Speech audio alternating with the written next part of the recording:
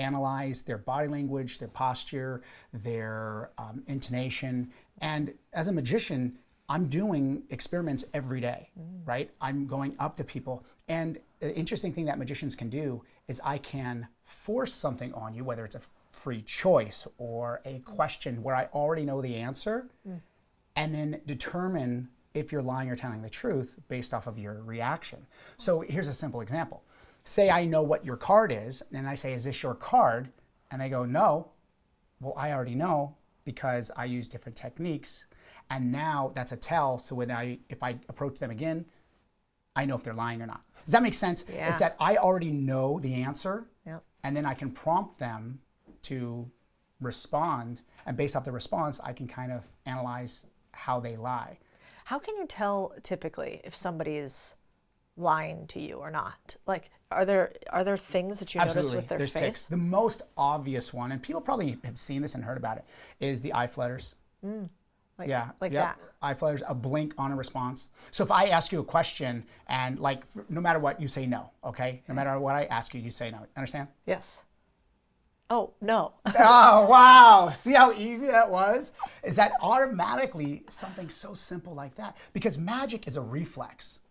It's a reflex. It's not something that you're thinking about. You're in a conversation right now. This is very low key. We're just communicating. And I just prompted you to lie, but you couldn't. So it's unnatural, right? So now when I ask you another question, it's like, is this a cactus? No. Because you told me, but now I'm lying. But now you're lying. And so what happened is also what you didn't even realize, and you could play that back, play it back, is that your eye fluttered when you said no, because you're having to think about it. So because I'm saying, is this a cactus? And you just went, and you blinked, and you weren't even aware of it. And those are little micro moments that once you get adept at reading people, cold reading people, experimenting with people, different personalities. Magicians, what we do all the time is we go into an audience as we're performing and we're looking at everyone there and determining who's going to be and have the best reaction, who's going to be the best volunteer to give me the greatest reaction as I'm performing. So I might see somebody, and if they're kind of like this, one, I have to flip them. I have to try and make sure that they're enjoying the performance, but also it clues me in on, well, I don't want to use this person because they might be just like a dud. Because part of the experience of magic is a great presentation. It's a great moment. It's a great experience for an audience. But definitely determining how someone's going to react is a skill set that a lot of magicians have, and something that I have, that I can just look at an audience and go, that's the guy right there. So when you're thinking about who to pick, let's say you're on stage, you're going out. What are you looking for? Are you looking for somebody who is easy to manipulate? Or are you looking for somebody who, okay, so what does it mean to look for somebody who is easy to manipulate? How can you tell? The biggest thing is that people making eye contact with me, because a lot of times people think when you go into the audience, I need someone from the audience. They go in, they'll go. And if they're kind of looking away from me, but with a little smirk, then I know they're up for a good time. You know what the worst person, I'll tell you who the worst person to pick for a magic show, or just any sort of presentation, doesn't it just have to be magic, is the person who is the most eager to get up on stage. So if there's someone that's like, I want to do it, it's like automatic no. Why? Automatic, because they're not, they want it to be about them. They want the limelight. They want to be on stage and show, and they want to be the star. That's not what I need. What I need is someone who is going to be, they're going to allow me to have fun with them and basically be the prop for them, because they don't know what's going to happen. They don't know what's going to happen in the show. And I don't need somebody who's bouncing off the walls, because if they're bouncing off the walls right during the moment that I need them to be focused, we lose the whole trick. The effect means nothing because it was lost with their antics, okay? But if I have somebody who I know would be easy to suggest to, like, hey, I need you to stand right here. I need you to wink right now. I need you to smile here. Because there's different routines that I have where I'm coaching them and I'm telling them what to do. It's called the cod corpse, right? What happens is I'm instructing them I'm instant stooging them. They don't know that this is what's going to happen. So if I say to somebody, this happened in a show of mine, at the end of this show, at the end of this routine, I gave applause to this guy, and everybody's applauding, and they're like, great. And as I shook his hand, I told him, and this was a very flamboyant man, I shook his hand, and I said, do a pirouette. Because I knew he knew how to. I said, do a pirouette. And as I told him, he looked at me and was like, right? So then what I did is I turned away. He spun. It looked amazing, but I pretended that I didn't see it. And the whole audience goes, oh my gosh. And then out of the corner of my eye, look and I go, oh, no, like I'm going to stop him.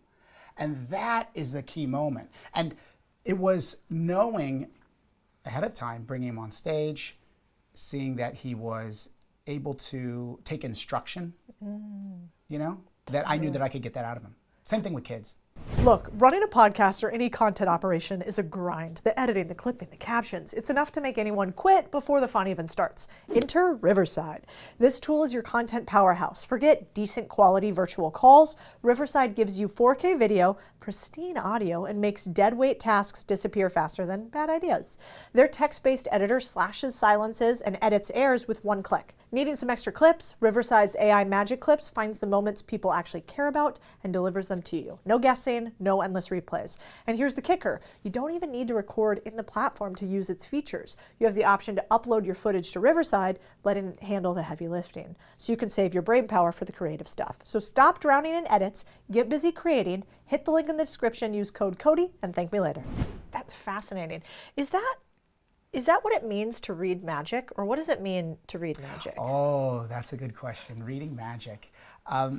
Well, first of all, I should ask you this question. What do you think is the most common question I'm asked as a magician? How do you do a trick? How do you do it, right? Yeah. But it's the most obvious question. Right. It's like kind of uninteresting. It's like saying, how do you make money, Cody? You're like, that's freaking complex. Yeah, right, totally. It's like this is the most uninteresting question you can ask, although it's the most common.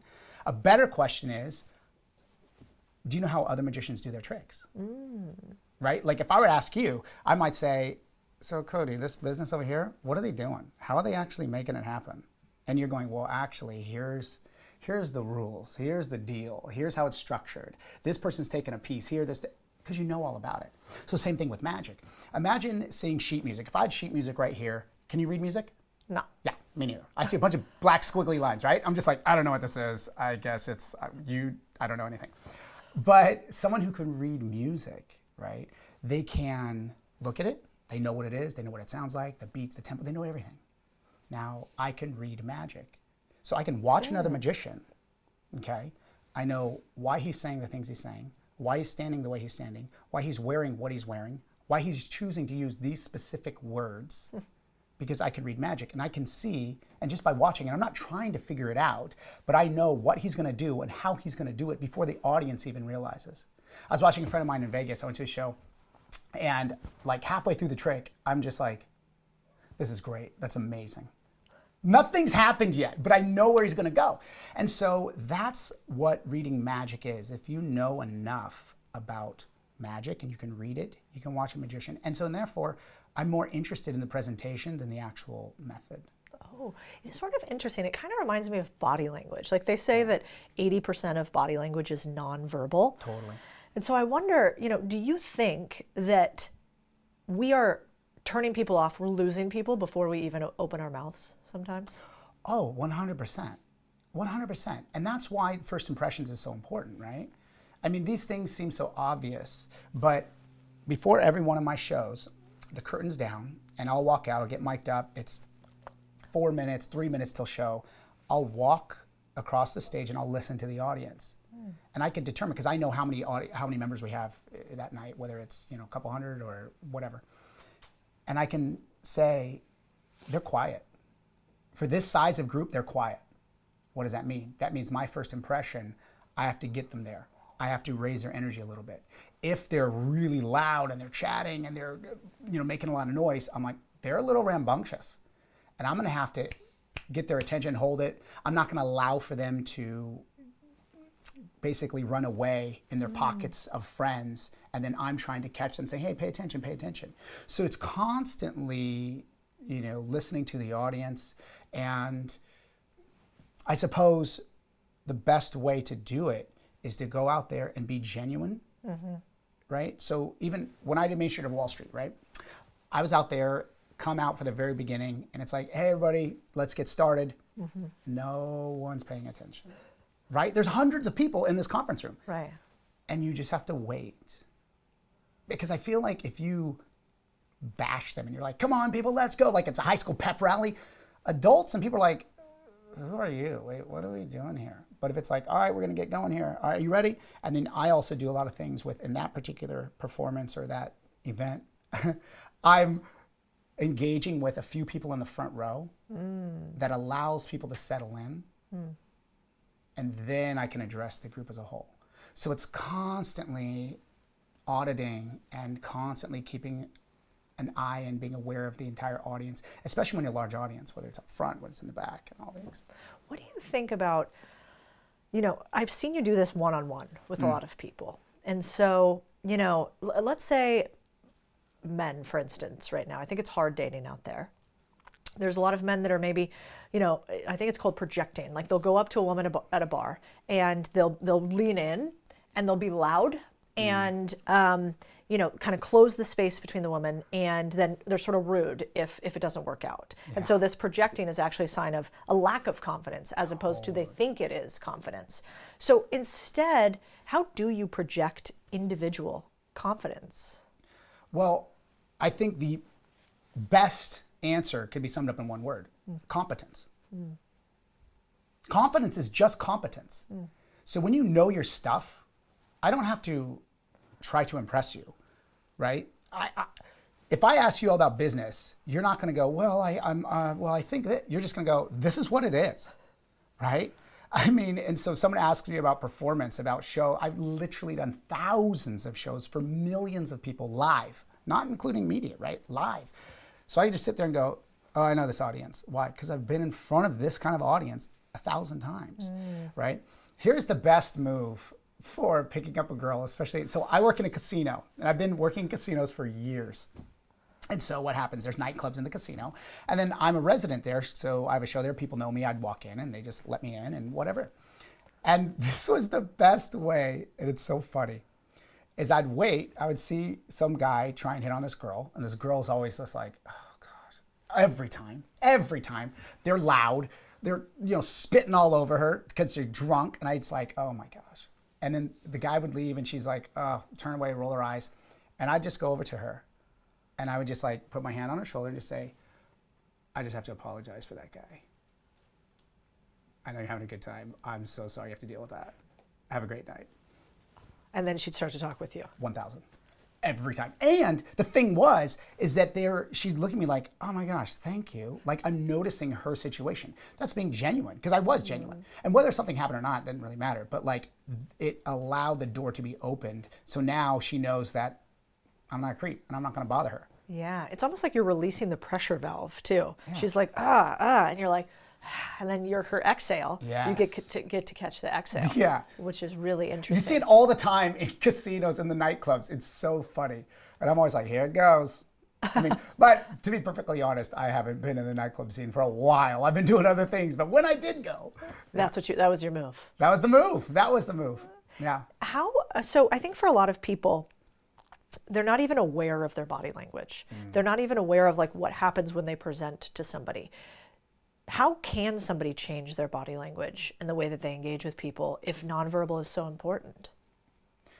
Well, there's a book that I read, and it's like a fascinating book, but it was geared for magicians. It was called Magic and Showmanship, okay? It's written 80 years ago, who knows? And it literally broke down in diagrams of how to stand, how to turn, if you drop something. And I remember reading that as a teenager, and it immediately was like, oh, I'm doing things so wrong. Like if I drop something, people usually just bend over like this. Like, that looks awful. What you should do is just bend at your legs, kind of like what ladies have to do with a dress on, right? You're not bending over, you're kind of bending at the knees, reaching down, and that way your body and your torso is straight and flat to the audience. And it's the same idea. And so I think being comfortable with who you are, it goes back to that competence. I have to say, I have to keep going back to that because I believe in it so strongly. Yeah. Is that practice in front of a mirror, something also, I mean, this sounds silly, but what I would do I entered magic contests and I won some magic contests as a teenager and even in adulthood. And something that I would do is I'd rehearse at night in front of a mirror. No props, no music, just basically one light on, just in front of a mirror, and I'd practice an eyebrow raise, a smirk, a look. So in my room growing up also, I had like playing cards taped onto the wall in different locations. So I would have a mirror here, or if I'm just facing this wall, those were my connection points with the audience. So I would look at, oh, 2 of diamonds is right here, 4 of clubs is right here, 7 of hearts is here. And so that forced me and trained me to engage with all parts of the audience. So all of this being in front of a mirror, watching yourself, practicing how you're going to move, practicing how you would shake hands, practicing your smiles. You know, these are things that seem kind of silly, but if you talk to any real expert in body language, even whether it's Robin Williams or Jim Carrey, they would spend hours in the mirror just, you know what I mean? Like, and it's no different. And if you do that, what that means is you are totally aware of your body. You're able to feel comfortable in it because you know what it looks. Because a lot of times people are just so nervous and have anxiety because of what other people may be thinking of them. Yeah, right? such a and good if you point. don't, if you're already comfortable with all that, that was one of the first things I noticed about you is you were very particular with the smile, like when it came out. So you would have an ask of somebody, and then as soon as you had this rather big ask, it would be this huge smile, you know, full smile, right? Yeah. And then you would have another small ask, and then you'd have a smirk with an eyebrow raise. And I can't do it because I have Botox right now, so it's not. This is also a problem. I'll have to try it in the mirror with Botox. Yeah. But it's a really good point. Like if you're going to go up to a girl in the bar. yeah. There's a trick of how to get her, Yeah. and you just shared it. And then 2, you know, if you're going to engage with somebody and ask them for something, it's like, how do you soften the ask? Do you think about that? Like, if I want something, how can I use my face, my tone, my intonation in order to make the other person want to give it to me? Wow, that's such a great question. I mean, I'm gonna describe this in magic scenario. Okay, so a magician knows all sorts of different little ways to get you to behave and do something specifically that I want you to do whenever I want you to do it. Okay, and I think if we're going psychological here, the way to control someone's behavior mostly is to eliminate the motivation from the opposite behavior. For example, if I want to hand you something and I want you to use your right hand, as opposed to going, oh, here, Cody, and it might be a little awkward, I might cut off the motivation for you to use your left hand. Does that make sense? Yep. So like, here, let me see if I think I have a pen here. So I'm gonna give you this pen. Actually, is that in the way? What, this? No, Yeah. Yeah, I want to give you this, but no, grab that too. Oh, yeah, right.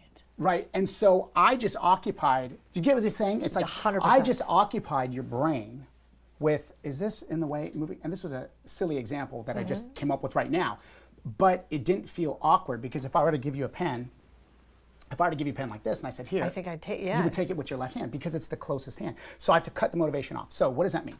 It means that if I want somebody to acquiesce to one of my requests, I might, instead of thinking of it like, oh, I really hope you do this, I might eliminate the motivations for them to give me an objection.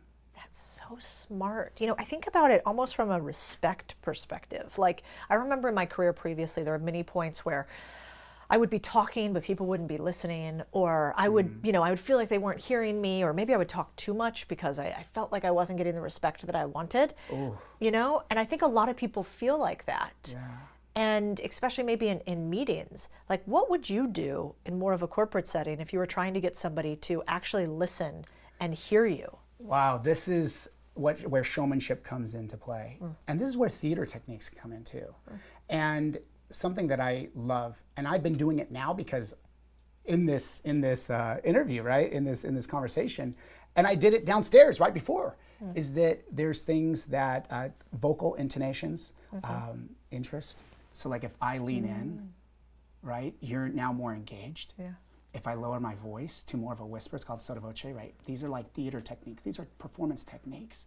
So if I tell you something, and then I get really big because I'm super excited about it, it keeps the interest gauge, right, up. And that's what you want. So if you're in a meeting and you want to make sure that people are listening to you, if you're just, nothing is worse, people, nothing is worse than just, slide deck and this monotone, right? Get out from behind the podium. So here's a great example of this. Main Show over Wall Street is your big event. Just had it a month ago. And I was giving a presentation. And I was speaking on reframing and seller financing. And your team emailed me and said, hey, can you send us your slide deck? First of all, I don't even know. I've never put a slide deck together in my life. I'm an entertainer. And I'm just like, oh my gosh. So I didn't send them anything, hoping that they'd forget and not ask me again. Like the morning up, oh, okay, you can just bring your slide deck. And I was like, and so the night before the presentation, I'm sitting in bed and like for 5 minutes, I'm like, should I put a slide deck together? Like, I mean, I know how to put a PowerPoint. Like, I know how to do it, but man, and I just sat there and I go, in my brain, that's not what I do. That's not what I do. I'm gonna go do what I do, right? And so I made one slide. I didn't even use it. I forgot. So I plugged in my computer and said the title of the presentation. And then I'm like, all right, let's go. And I started engaging with the first row and then, had the whole presentation. But the point in that was, I didn't even have to communicate in that. And then, of course, they're like, you have 45 minutes. And I went 50 minutes. I'm like, what time? I'm like, we went long. Oh, my gosh. And so the point of that is, how do you get people to listen? I'm going back to it.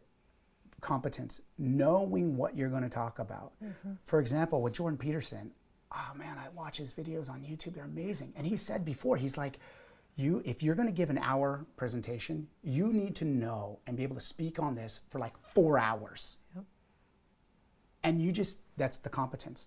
I think also rehearsal. Like, it seems so silly. Like, I know none of us want to do it, but record yourself, look in the mirror, practice, rehearse, go over it. Like, if you don't have a goal, if you don't have a end point, if you don't have a vision of where you want to be, you're never going to hit it, right? And so if you want to be interesting in a boardroom, what do? Know your stuff, engage, watch other performers. We were talking about this before. I watched, who was amazing to watch? Comedians. Their timing has to be precise.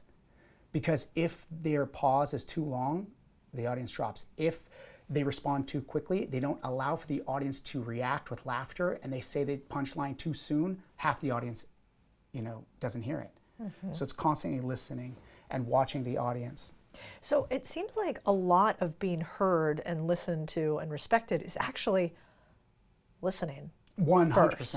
So there's a man named Michael Davis. He's a very famous juggler.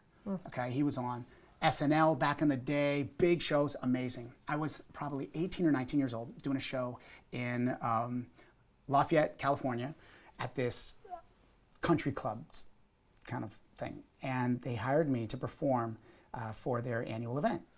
18, 19 years old, I was making $400. I was like, this is amazing. I've made it, And so I do this show and everyone leaves except one guy. And I'm like, oh, hi, he's going to compliment me and everything. And I realized who it was. And I go, oh my gosh, I knew who you are. Oh my gosh. And he goes, good job, kid. He goes, I just have one bit of advice for you. And I said, what's that? He said, listen to your audience. They will give you your entire show. Such good advice. So as I'm performing, right? The collective mind is greater than an individual, right? So as I'm performing and I'm doing my shows over the years, if there was a joke, or I'm sorry, if there was like laughter coming out of this section after a certain point in my show, I need to know what was said. Because if it's really funny, then I can use it in my show every night. And now I have a built-in joke that feels off the cuff, but actually came from the audience. So absolutely, your presentation should be catered to the individual audience, because no audience is the same. There's a famous debate amongst magicians is, is there such thing as a bad audience? And the classic answer is no. There's no such thing as bad audience, only bad performers, right? That's not true at all. There are awful audiences. I can tell you, I've been in front of many of them. And I was doing a show in Lake Tahoe, and the audience was quiet. They were so quiet. They weren't clapping. They weren't laughing. They were nothing. It was like crickets. And at one point in the show, I exit stage for a second, and one of my assistants goes, "Oh my gosh, this audience, whatever." And I said, "Do you know why they're quiet?" She's like, "What do you mean, why they're quiet? Because they suck." And I'm like, "No." It's like, "Well, yeah, but no." I was like, "No." I said, "They're cold." Oh, it's cold in the room. It was winter. And my theater at the time had exterior walls. And that theater was freezing. And so they've been up on the mountain. They're tired. They're watching a show. They have the jackets on and they're sitting like this. And they don't want to move. Oh, no. And so, but that, so easily I could have just been like, "Oh, these audience suck," and dismissive. It's no, my job is to take an audience, whether they're bad or good. And if they are bad, my job is to turn them into the best audience they can be. You're not always going to have the best audience. Not everyone's going to be with you 1,000% all the time, right? Yep. So it's constantly catering, and my career, my shows are 1,000% that. That's what makes comedians great too, is that they're all crowd work. People like the crowd work because why? It's genuine. It's real. We want something real. Yeah. Right? So that applies in everyday life, in every situation. Be genuine, be present. You were talking about Jordan Peterson, and it reminded me of one of his lines, which is that the most dangerous person is the most articulate person. Oh my gosh, completely. Do you think that's true? And if that is true, how do we increase our ability to be articulate? Is that possible? Can somebody become better at speaking? Wow. So, yes, they can become better. And something that I've done in the past in different lectures and presentations for magicians was the 5 things that make a great performer. The 5 things that makes a great performer. And it applies to everyone, really, in any of their fields. But number 1 is natural talent. Some people are just gifted. They're able to articulate easier. Maybe they're able to retain more than someone else. Natural talent, right? The second thing is that natural talent is going to give opportunities.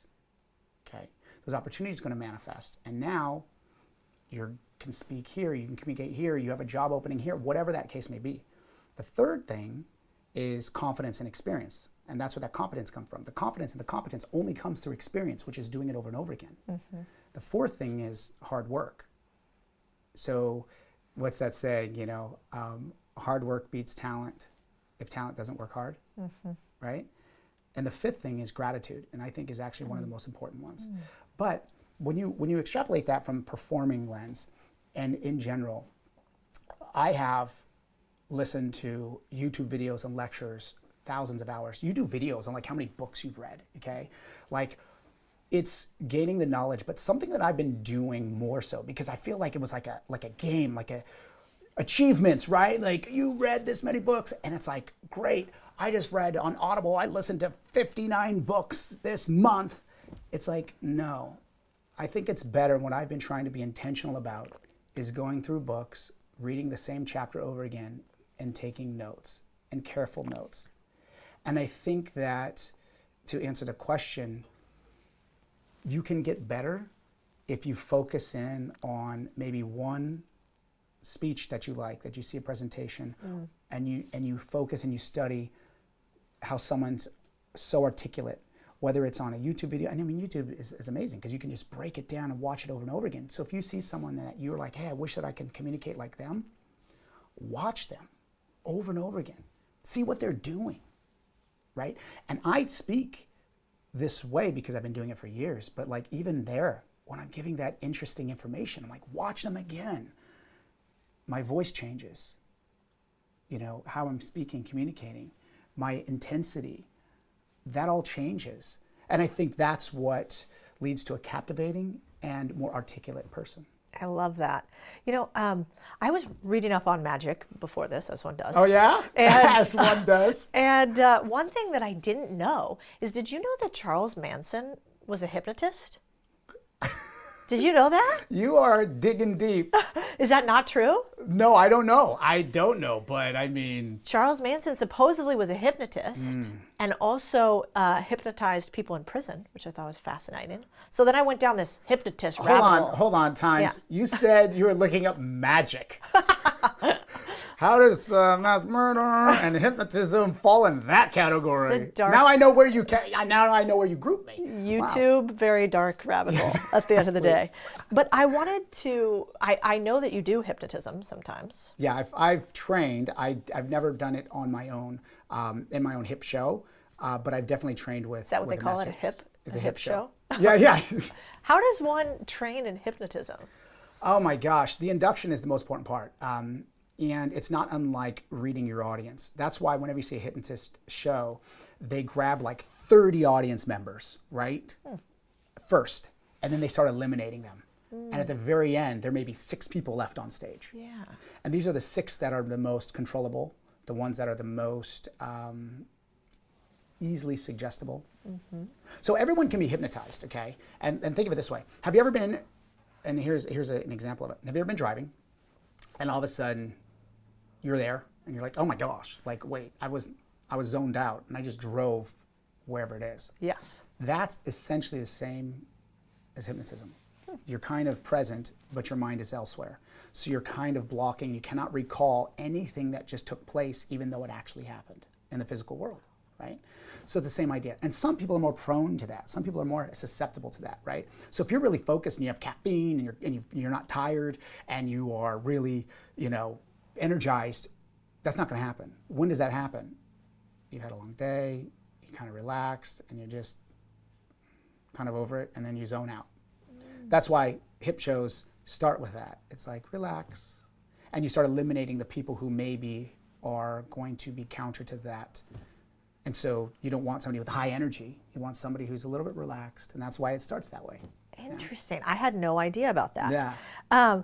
It made me kind of think about one of the things that you told me about before that I'm not too sure, which is, tell me about what is an empty safe?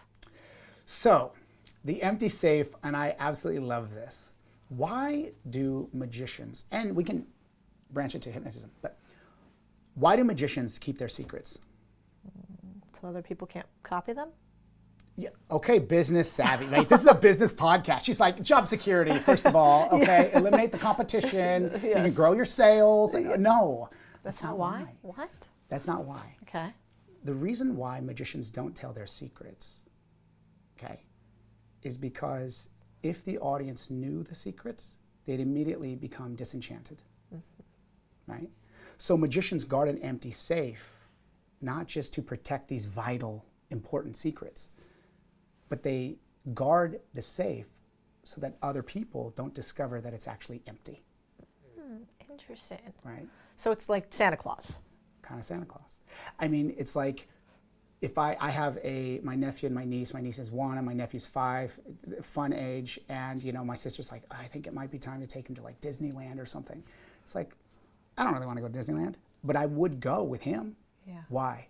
Because I get to see it through his eyes. He gets to be enchanted by it all, by the magic of it all, right? And so a magician's job is to keep and maintain that for his audience. I love that. I actually think about that a little bit with business too, because there's this idea that you should have complete trust, complete transparency with your employees, complete honesty with everything that you do, completely upfront. Like, he's an upfront guy. She's a transparent girl. And I'm not so sure about that.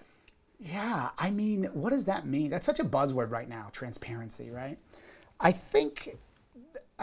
First of all, you could be honest and not transparent in everything. Nothing is fully transparent. I mean, if we want to go, high level, like, does the government have secrets? Yes. Does your employer have secrets? Yes. I love when people like get in feuds on like, the social media about the government is doing this and that. No, well, this person does this and that. And I'm like, bro, you don't even know all the details of your life, right? People lose their jobs, caught off guard. people, their spouses and infidelity, all these things happen, and people are like, what? I didn't know this was happening. And yet you're so sure what's going on in government, like, economical, relations between different, anyways, the point is that I find that really funny. But you can be truthful and also not fully transparent. There should be a little bit of that. And a magician's job, and I would say this is magician, there's a famous quote too that says, a magician is the most honest person in the room. Because I tell you I'm gonna fool you, and then I do, right? That's true. So I think that if you're honest with your employees in your business, and I am too, I think that it's what I wanted to tell all my employees is like, hey, if something comes up, you tell me. And so I'm aware of it. And transparency would say, well, I need to tell them everything on my mind. It's like, no, I'll say, okay, I wrote that down. You're gonna have to come back to me in a month, let me think about that, or whatever have you. One of my employees, she kind of mentioned something to me and I said, not now. I said, but please bring it up next quarter. And you know what she loved? What she loved is I kept track of it. I didn't dismiss her. And as it came to that time, I said, I know we have our conversation coming up. Yeah. And when we had that conversation, she goes, that made me feel so good because I was there, I was present with her, and I was being honest with her as opposed to just going, I'm avoiding that or whatnot. So you can be honest without being fully transparent. I think it's very true. I mean, I think about our business right now, and there's this period in time where everybody wanted complete salary transparency. Remember that? Like the big tech companies were like, we're going to tell what every single person at this company makes. And I remember when that was happening, talking to a friend who was going to do this, ran $1 billion company. And I was like, I think it's an awful idea. Let me tell you why. Yeah. Just feel in your gut right now for a second how it feels if somebody knows exactly what you make right now. Like no matter what it is, it's high, it's low, it's mid, it's whatever. Like how do you feel the second that I know exactly what you make or exactly how much you have in your bank account? It feels a little weird, right? It feels weird. And so if you feel that way and you're pretty evolved on money because you got a lot of it, you've probably worked through scarcity mindset, how are your employees going to feel when they see it? And so I think there is this big belief that transparency is everything, but I like how Robert Greene talks about the fact that, concealment is actually one of the biggest gifts that you can give in some instances. I agree. That's such a good point. I don't think that everyone knowing what everyone's making, first of all, is that just what you said. Someone who has a lot of money is usually pretty evolved in money. There's this, misapprehension that would like people think that just because you have a lot of money, then they didn't earn it, they don't know anything, it was all trust fund, it's like that's so untrue. Most of the people with a lot of money that I know run small businesses, built something, right? What's the stat? How many are self-made millionaires in this country? Yeah, 79%. Yeah, almost 80% are all self-made. They're competent people. They know how to run it. Not everyone, okay, not every single person knows all the intricacies of money. And that's why when people say like, oh, we're going to do a capital gains tax, it's like, you don't even understand what that means, right? Like, it's silly. It's like, you don't even know what that means. Yes, and that's people who very don't, true. people go, yeah, we should, are people who don't have any capital gains. And so they don't know what it is. And it goes back to like just being, competent about money and whatnot. But yeah, no, I don't think that's a good idea. Entertainers, oh my gosh, entertainers are so funny. They this happens all the time. Entertainers are talking and everybody's like, oh, I got the best gig, and they're bragging, just like in business, right? Yeah. They're like, oh, that's good. It's a good paying gig. And it's like, how much? Oh, it's good. It's really paying really good. It's like, how much? No one wants to say. No one wants to say. Why? It's like, because they don't know what's good. Like, they don't know if it's good or not. It's a high paying gig. It's a good paying gig. It's like, maybe for you and maybe for someone else, it's not. But that's not the point. The point is to, one, be able to live, in my opinion, right, is to live within your means, maximize your value to whoever it is, your client, your job, your work, whatever you're doing, right? And that's when you get the most back. And that's learning and meeting people like you, like watching these podcasts, being educated, so that way it's going to serve you best. I hate the scarcity mindset, and I hate this idea that like, oh, well, because you're this or that, then you don't have the privileges everyone else. It's like, forget all that. Because when everybody says like, oh, I didn't grow up with this or whatever, it's like, okay, forget everybody else. Let's focus on you. What are you doing right now? What are the opportunities you have? And how can we make your current situation better? It doesn't matter about everybody else. It doesn't matter.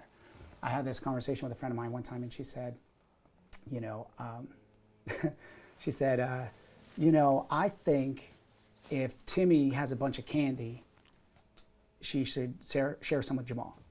And I was like, I believe in charitable giving, 100%. I believe in that, yeah. And she goes, well, Timmy should share it. And I said, here's a better one. How about we teach Jamal that if he knocks on doors and says trick or treat, he can make candy that way. Forget Timmy. I don't care about Timmy. I'm focused on Jamal. Yeah. Let's fast. And you know, this is a good friend of mine, and you know, I say that with empowering people who may be thinking that they don't have as much as someone else. It's that comparison mindset. It's like, don't worry about them. Focus on you. How do we get you to where you want to be? But before we can do that, you have to have clarity. Yeah. You have to have an end goal. Yeah, I totally agree. Yeah, you know, one of the things that's interesting that makes me think about this is, you know, everybody's always got an opinion of things. And so, you know, I remember the first time I gave a speech and there was a heckler in a crowd, like somebody who... Really? Oh, yeah. Like... Wait, what does that look like? Okay, not to cut your story off. Well... What do you mean heckling you? Well, so this was, talk about like a bad crowd. So this was, it was it was late at night. Okay. It was what I could only describe as a... like a mafia bar mitzvah that I was contracted to speak at. It was the weirdest thing I've ever been to. It was in Detroit. Tanner was there. And we're going on at 9:30. It's packed. There's, I don't know, 500, 600 people in the room. It's like kind of like a gala looking thing at a weird country club. And somehow I'm speaking at this event, and I fired my agent after that. But we did. So I'm in this crowd, and it's loud. It's like bumping music. Mm-hmm. They've been drinking for a while. Mm-hmm. And so they're excited for you. We're ready to get out there. Now, Alex, you know me, I talk about buying business. Like, I have graphs in my PowerPoint. I have flow charts. You have a slide deck. I have a slide deck. Unlike me, you have a slide deck. I have a prepared slide deck with like a pointer. And so I'm looking at this crowd and I'm like, oh my fucking God, they don't want to hear this. And so I remember like vividly being like, oh my God, like I'm not going to be able to get their attention. There's a bunch of them standing in the back, drinking at the bar. They're having a whole different conversation while a couple hundred of them in front are like ready to go because the bar's in the same room. I'm like, this is a nightmare. So I watched the guy in front of me, also with a slide deck. He's just getting murdered, right? He's just like, he's showing the graphs and the returns and everybody's like, yeah, Tom, blah, blah. They're just talking over him. He's sweating. Like, this is great. I get to go up after this guy. So anyway, they get off. People are like, you know, when he leaves the stage. And that was you. And that, yeah, it was me in the audience. So whatever, then they throw the lights. I go up. And I'm like, I don't really know what I'm going to do to handle this. And I had that moment where I'm like, do I engage with a little bit in the front? Do I yell at them? Do I whatever? And I just did the power play. I just stood there. And I was just like, mm-hmm. And then that makes people uncomfortable. Silence, the music's down, single light on. And I just kind of stood there. And I waited until like people start fidgeting in their chairs, you know, so you can tell these people are nervous. They don't know what to do. You can kind of start to see them talk to other people. Mm-hmm. And then, you know, and then finally, I don't remember how many minutes, but it felt like 6 years. I'm trying not to sweat. And in the back, I'm like, you got two choices. You can stay quietly, or you can step outside and be as loud as you fucking want. But we got to pick one or the two. And so, but I was nervous because they could have been like, these are like mafia seeming guys. They could have been like, yeah, fuck you. And then like gone back. Yeah. But I think at least with that audience, what I was thinking, because I could feel them a little bit, totally. I was like, they're tough and they're powerful. And the only way they're going to respect me is if I come off tough and powerful back. 100%. If I like, hi guys, please excuse me, immediate loss. 100%. No, I know those shows. And you have to make that choice. And I think that you made the right choice. And I know those crowds. I work in a casino. And I would say that in the 10 plus years of me having residency in a casino, I've had to kick out 4 people in 10 years. Thousands of shows. And the most recent one happened this summer season. And there's this guy who had a lot of drinks, right? Yep. And afterwards, I told the cocktail waitress, no. Like he came in with 2 martinis, right? He came in and you gave him another. I'm looking at his table and I could see what you did, anyway. And at one point, he was like, we know how it's done.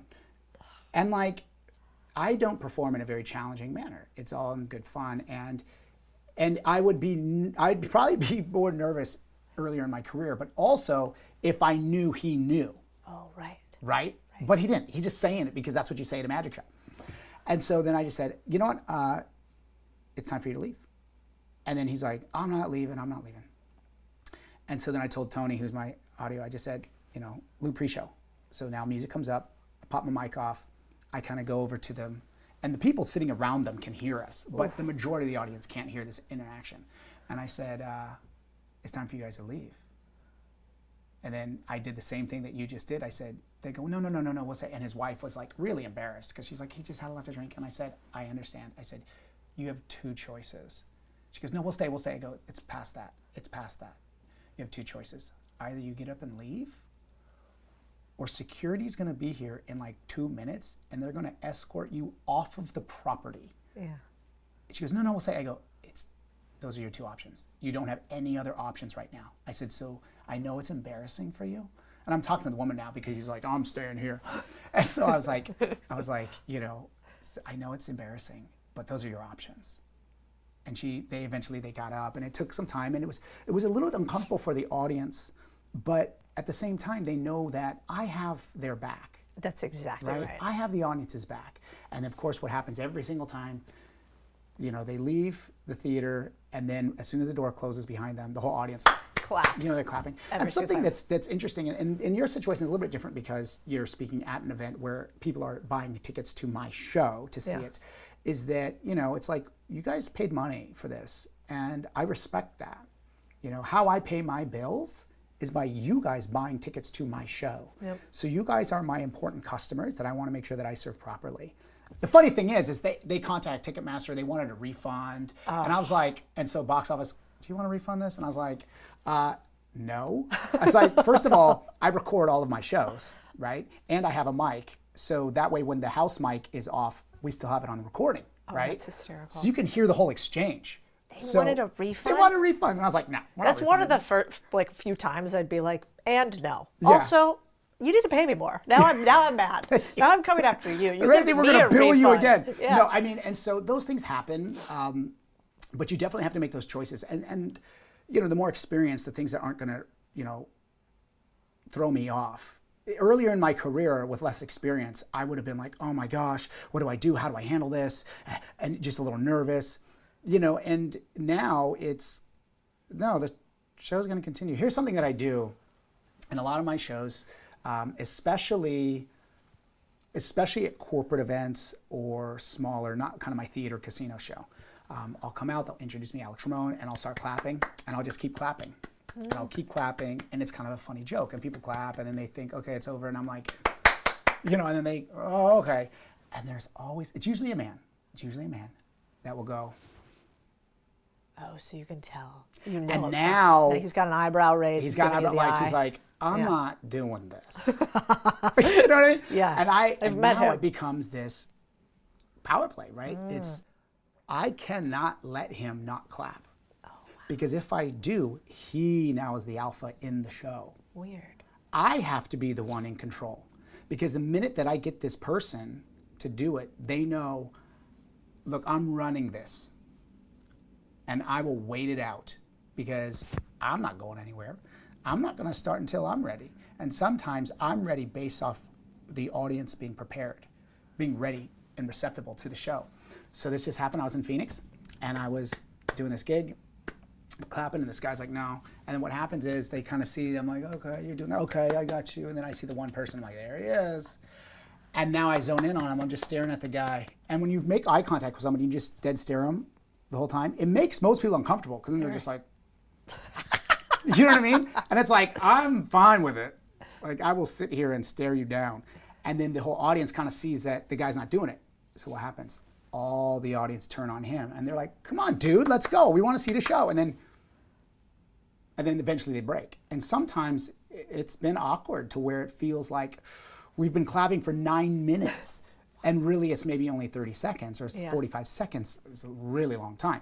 But at the same time, once he does it, then it's like, okay, now we're going to begin. And now he knows and everyone knows I'm in control of the show. I'm competent. I know what's happening, right?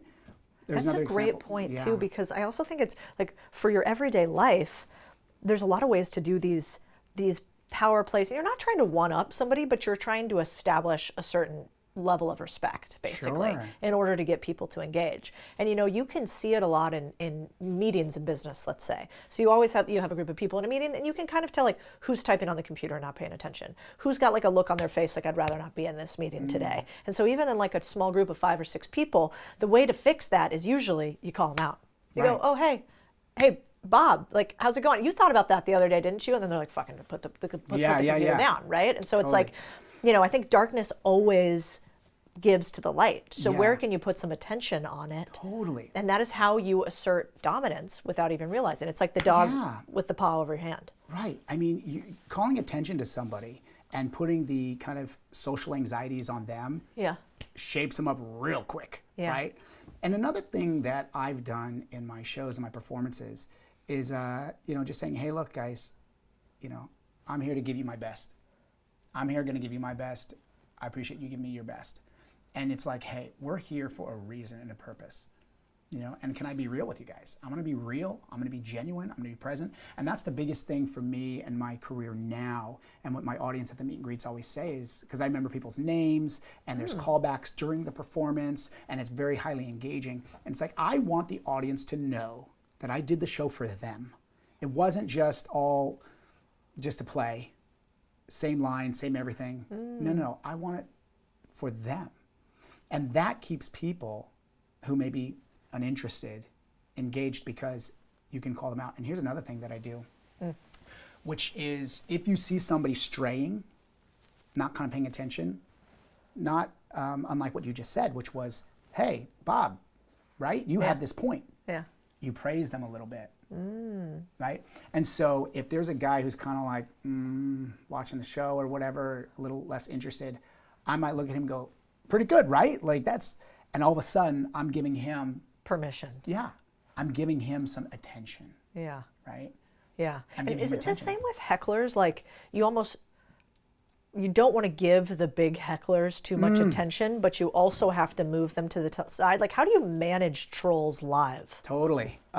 You can't give them attention at all. And most of my heckling, and I really, really, like I said, I don't get a lot of hecklers in my performance, my style. It's just not, I don't get that. The people I've kicked out were drunk.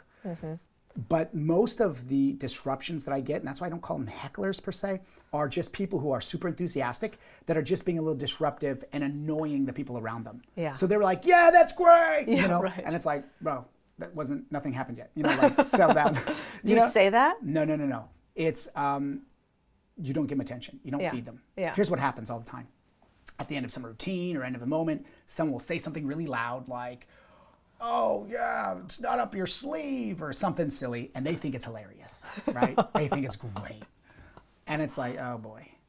And I hear it, but I don't call any attention to it. And sometimes they go, oh, he didn't hear me. Yeah. So they say it again. Yeah. And I just keep moving on as if I didn't, even though I did. And I avoid them. I don't give them any energy. Because if I look them in the eye and smile, that gives them permission to keep going. So I have to avoid them until I feel that them kind of settle back down. And so you absolutely avoid them. The unfortunate part that happens when you have somebody that's really engaging or being disruptive that wants the attention and the energy is I have to kind of ignore that part of the audience. But there's different techniques that I could do to make sure that they're engaged. So as I'm talking and delivering a line, if I don't want to make eye contact and energy here, I could just include them just with a gesture. So like I could be talking to somebody and I'm like, geez, Tanner's really going off right now. Like I need to rein in on him. I'm not going to give him permission or smile, but I'm going to say, all right, well, everybody's here. And I could still gesture to them, and that feels, it's kind of a line, right? That includes this section of the audience.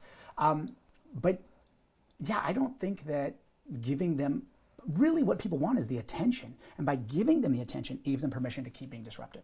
Yeah. Have you ever really bombed on a set? Like, have you ever just had like a terrible show? I did.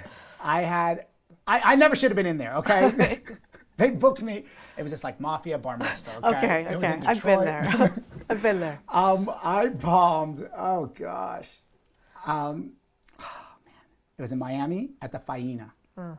Now It's fancy. people, you've been there, right? Yeah. Okay, you know the Faena. Yeah. And the person who booked me there, they didn't describe the event well. Okay. And because of that, it was like, I shouldn't have been there. Oh my gosh. So what it was like a mixer. They had a DJ, they had karaoke planned, there was drinks in a bar, you know, just people socializing and chatting. And they're like, you're gonna be in the middle of this. And I get there and I'm like, you didn't tell me there was gonna be a DJ or karaoke or a live band. You just said, oh, this is like a mixer for some people. Can you do some magic? And then maybe we'll have it at the front of the room. And it was my fault for like really not diving in. And it wasn't really a paid gig. It was like for a friend and acquaintance kind of coming in for this event. Anyways, I said, I'll be there, I'll do it. Well, I get there, there's this DJ, loud music going, people shouting at each other on the dance floor, you know? And then the DJ has a mic and was like, okay, you know, we're gonna take a break. We're gonna take a break. You have like 15 minutes to just chill, go get some drinks, do whatever, and please welcome Alex Ramon. Ooh, big intro. And I was like, you literally dismissed everybody. You dismissed everybody and then introed me and I'm walking on and I'm like, oh my gosh. And so it just was bad. It was like the longest 15 minutes ever. And I had an agent there for a cruise line that I was working with at the time. She was like the only one paying attention. It's like, and I'm like, geez, she's booking me. And I'm like, I promise this isn't how it goes on the ships. It's like, I promise, people pay attention. And I do the show and I have a moment where I engage an audience member. And it was one of those things where I go, I'm never going to get their attention. So I just am going to go and do the best that I can for what I'm doing. I also, you know. Were you sweating? Do you still remember it? Oh, I still remember it. Like the first time I bombed on a speech, it stuck with me in a way that I was embarrassed how much it stuck with me. I was like, this doesn't matter. Nobody's dying. We're totally fine. And also, I may be terrible. Everything's falling apart. Yeah. This is the worst moment. Like, did it really sit with you? I get why people are scared of public speaking. Yeah, I text you're only as good as your last at bat, you know? Yeah. And I text my friend that night, and she's a singer, amazing singer, out of Vegas. And I text her, and I just was like, I feel awful. And she was like, why? And I said, I just literally bombed at this event, and I just didn't, it was bad. And she had seen me before, and she's like, really? I was like, yeah. I don't bomb, like, it doesn't really happen, but like, I bombed. And I go, you know, what is it like when you know, this happens to you? She texts back, honey, I never bomb. That's what everybody says. I was like, I don't buy it. I do not buy it. No, not at all, not at all. Everybody's had that moment on absolutely. stage. And the only way is to keep going and do the next gig. Yeah, that is the only way. And that's what actually Wasn't the resonated next with one me. hard though? I got nervous. I never get nervous. For the next speech, I was like, No. fuck, you weren't? I wasn't nervous. Oh, I don't I remember was. that. I just was like, get me out of here. Yeah. And so now, and then I just was in Miami, and I drove by for its other event, and I drove by the Faena, and I'm like, there it is. Like, that will Like, sit I'm not forever. going there. Yeah, but you know, this actually kind of reminds me of what Tim Kennedy and Bill Perkins, they're all talking about at Main Show Over Wall Street, right? They're all talking about this idea of suffering.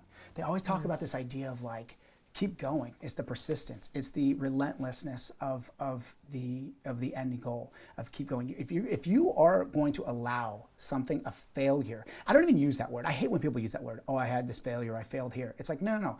Maybe you had an expensive lesson. Yeah, 100%. Maybe you had an emotional lesson. But that word failure, I never would use it. Like, I never use the word stress. I would never say I'm stressed. I have anxiety. That doesn't sit in my vocabulary. I don't ever verbalize that. It's like, okay, yeah, I feel that there's some intensity here, or there might be some, you know, energy. I need to, you know, focus on something. But I just don't like that language. And if someone faces an obstacle or a failure, right, and that's it, well, how can you ever be successful? How can you ever accomplish anything? You know, like, that doesn't make sense to me. No, I mean, and also, I mean, I think it's all the scientific experiment, right? You know, like everything in business is just how fast can I make mistakes that won't kill me so that I can learn the next lesson and move forward in the game. You know, that's it. It's like, don't fail fast. Yeah. And I think it's not even fail. It's just like make mistakes fast, then don't give up and don't place that much emotional intention on them one way or the other. Right. It's like a lot of times people, if they say something like, get a bad review or, oh, that sucked. If you take that to heart, I remember, oh my gosh, I got the worst review once. Oh my gosh, I got the magazine, I framed it. So I remember like this guy, I was reading the review and I'm like, this guy sucks. I was like, I'd hate to be him, and it was me. It was in a magazine. So I toured as the ringmaster for Ringling Brothers Barnum Bailey Circus. Oh. I was 23 years old, you know, one of the youngest guys in history to ever do it. And I'm not 6'4", middle-aged with a big booming baritone voice, right? And the producers of the show told me, like, look, this show's only gonna work with your energy. You know, you don't have that voice to capture everybody, it's your energy. So I'm running around the arena with energy. All right, let's go New York City. You know, like that kind of an idea. So I got this review in a magazine, a circus magazine, which, let's be honest, probably has a subscription level about, 58. But the point is, they wrote about me like, they're like, this guy's, not a ringmaster. He's, awful. He has no presence. He has no nothing or anything. And I was 23. And I read this thing and I was like, wow, I'm awful to them. And I accepted the fact that I'm not in their taste. Like, I don't like heavy metal. Not because heavy metal musicians aren't good. It's just that's not my taste. Yeah. Right? And so you're not going to be everyone's taste. And you have to be okay with that, right? You have to be okay with knowing that those people don't like me. And the reason they don't like me is because I'm not a traditional ringmaster, right? Mm-hmm. And then it wasn't till a few months later, they had like people from this club that all come in, and people who wrote at the magazine and all those other things, they came and they kind of met me and us, and I talked to them and I said, you know what? And in my head I'm thinking, I read what you wrote about me, But instead I said, you know what? It is such an honor to be a part of this tradition and be in it in a way that I felt welcomed, and I appreciate that. And afterwards I could see the crowd go, I like this kid, right? Yeah. And so that's how that works. But you can't let failures or even praises, determine your outlook on what you want to do, what you want to accomplish, where you want to go in life, because, it's just be good. Be the best that you can, maximize your potential. I could actually see you as a ringmaster. I feel like, did they do a version of that now? Was that Hugh Jackman who was the ringmaster of the circus? Yeah, he played, yeah. He's like got a similar energy. I guess he is kind of a big guy. Yeah, he's a big guy. But he's got the smile and the, which you have too. Yeah, I would say that, well, the circus changed me. It really was. I didn't go to college, right? I went to the best college for the entertainment world. So at 20 years old, I started touring with Disney for 3 years. Then I toured with Ringling Brothers for 2 years. So what did you do when you were touring with Disney? I was in a show called Disney Live, Mickey's Magic Show. What did you play? I wasn't a character. I don't know. You say this like obviously, the show. Here's the character set. No, I was doing magic on stage with Disney characters. Got it. So it was a magic-themed Disney show. I immediately thought you were Mickey Mouse. No, I'm too tall. So you were Alex. Okay. The first time I was ever too tall for anything was too tall to be Mickey Mouse, which Disney's going to hate that I said that. Anyways, oh man, that's another conversation. Anyways, the point is this. I toured for 5 years all over the world. Wow. And I didn't go to college. I went to tour with Disney at 20. Then by then I'm done with Ringling Brothers. I was 25, had all this experience and performing millions and thousands of shows, millions of people, thousands of shows. And I didn't know what to do because no one's booking me. Because most entertainers, it's either like, most entertainers are giggers. They gig work, right? They do a show here, you book them for this gig and that gig. And no one was calling me to book me anymore because I'd been gone for 5 years touring. But the experience I had was what? Was commanding an audience of thousands at a time, being on TV shows, doing interviews, pitching a product, which was tickets. Yeah. And so when I got off the road, I was like, I guess I sell tickets to my show. And that's actually how I began the producing game. So I've produced my own show now for 15 years. And so I don't no one produces it myself. That's like I have the contracts and the leases with the casinos and the billboards and the advertising and all that. Those are my contracts, my payroll, my everything else. Most entertainers are getting a paycheck and then they go thanks and they leave.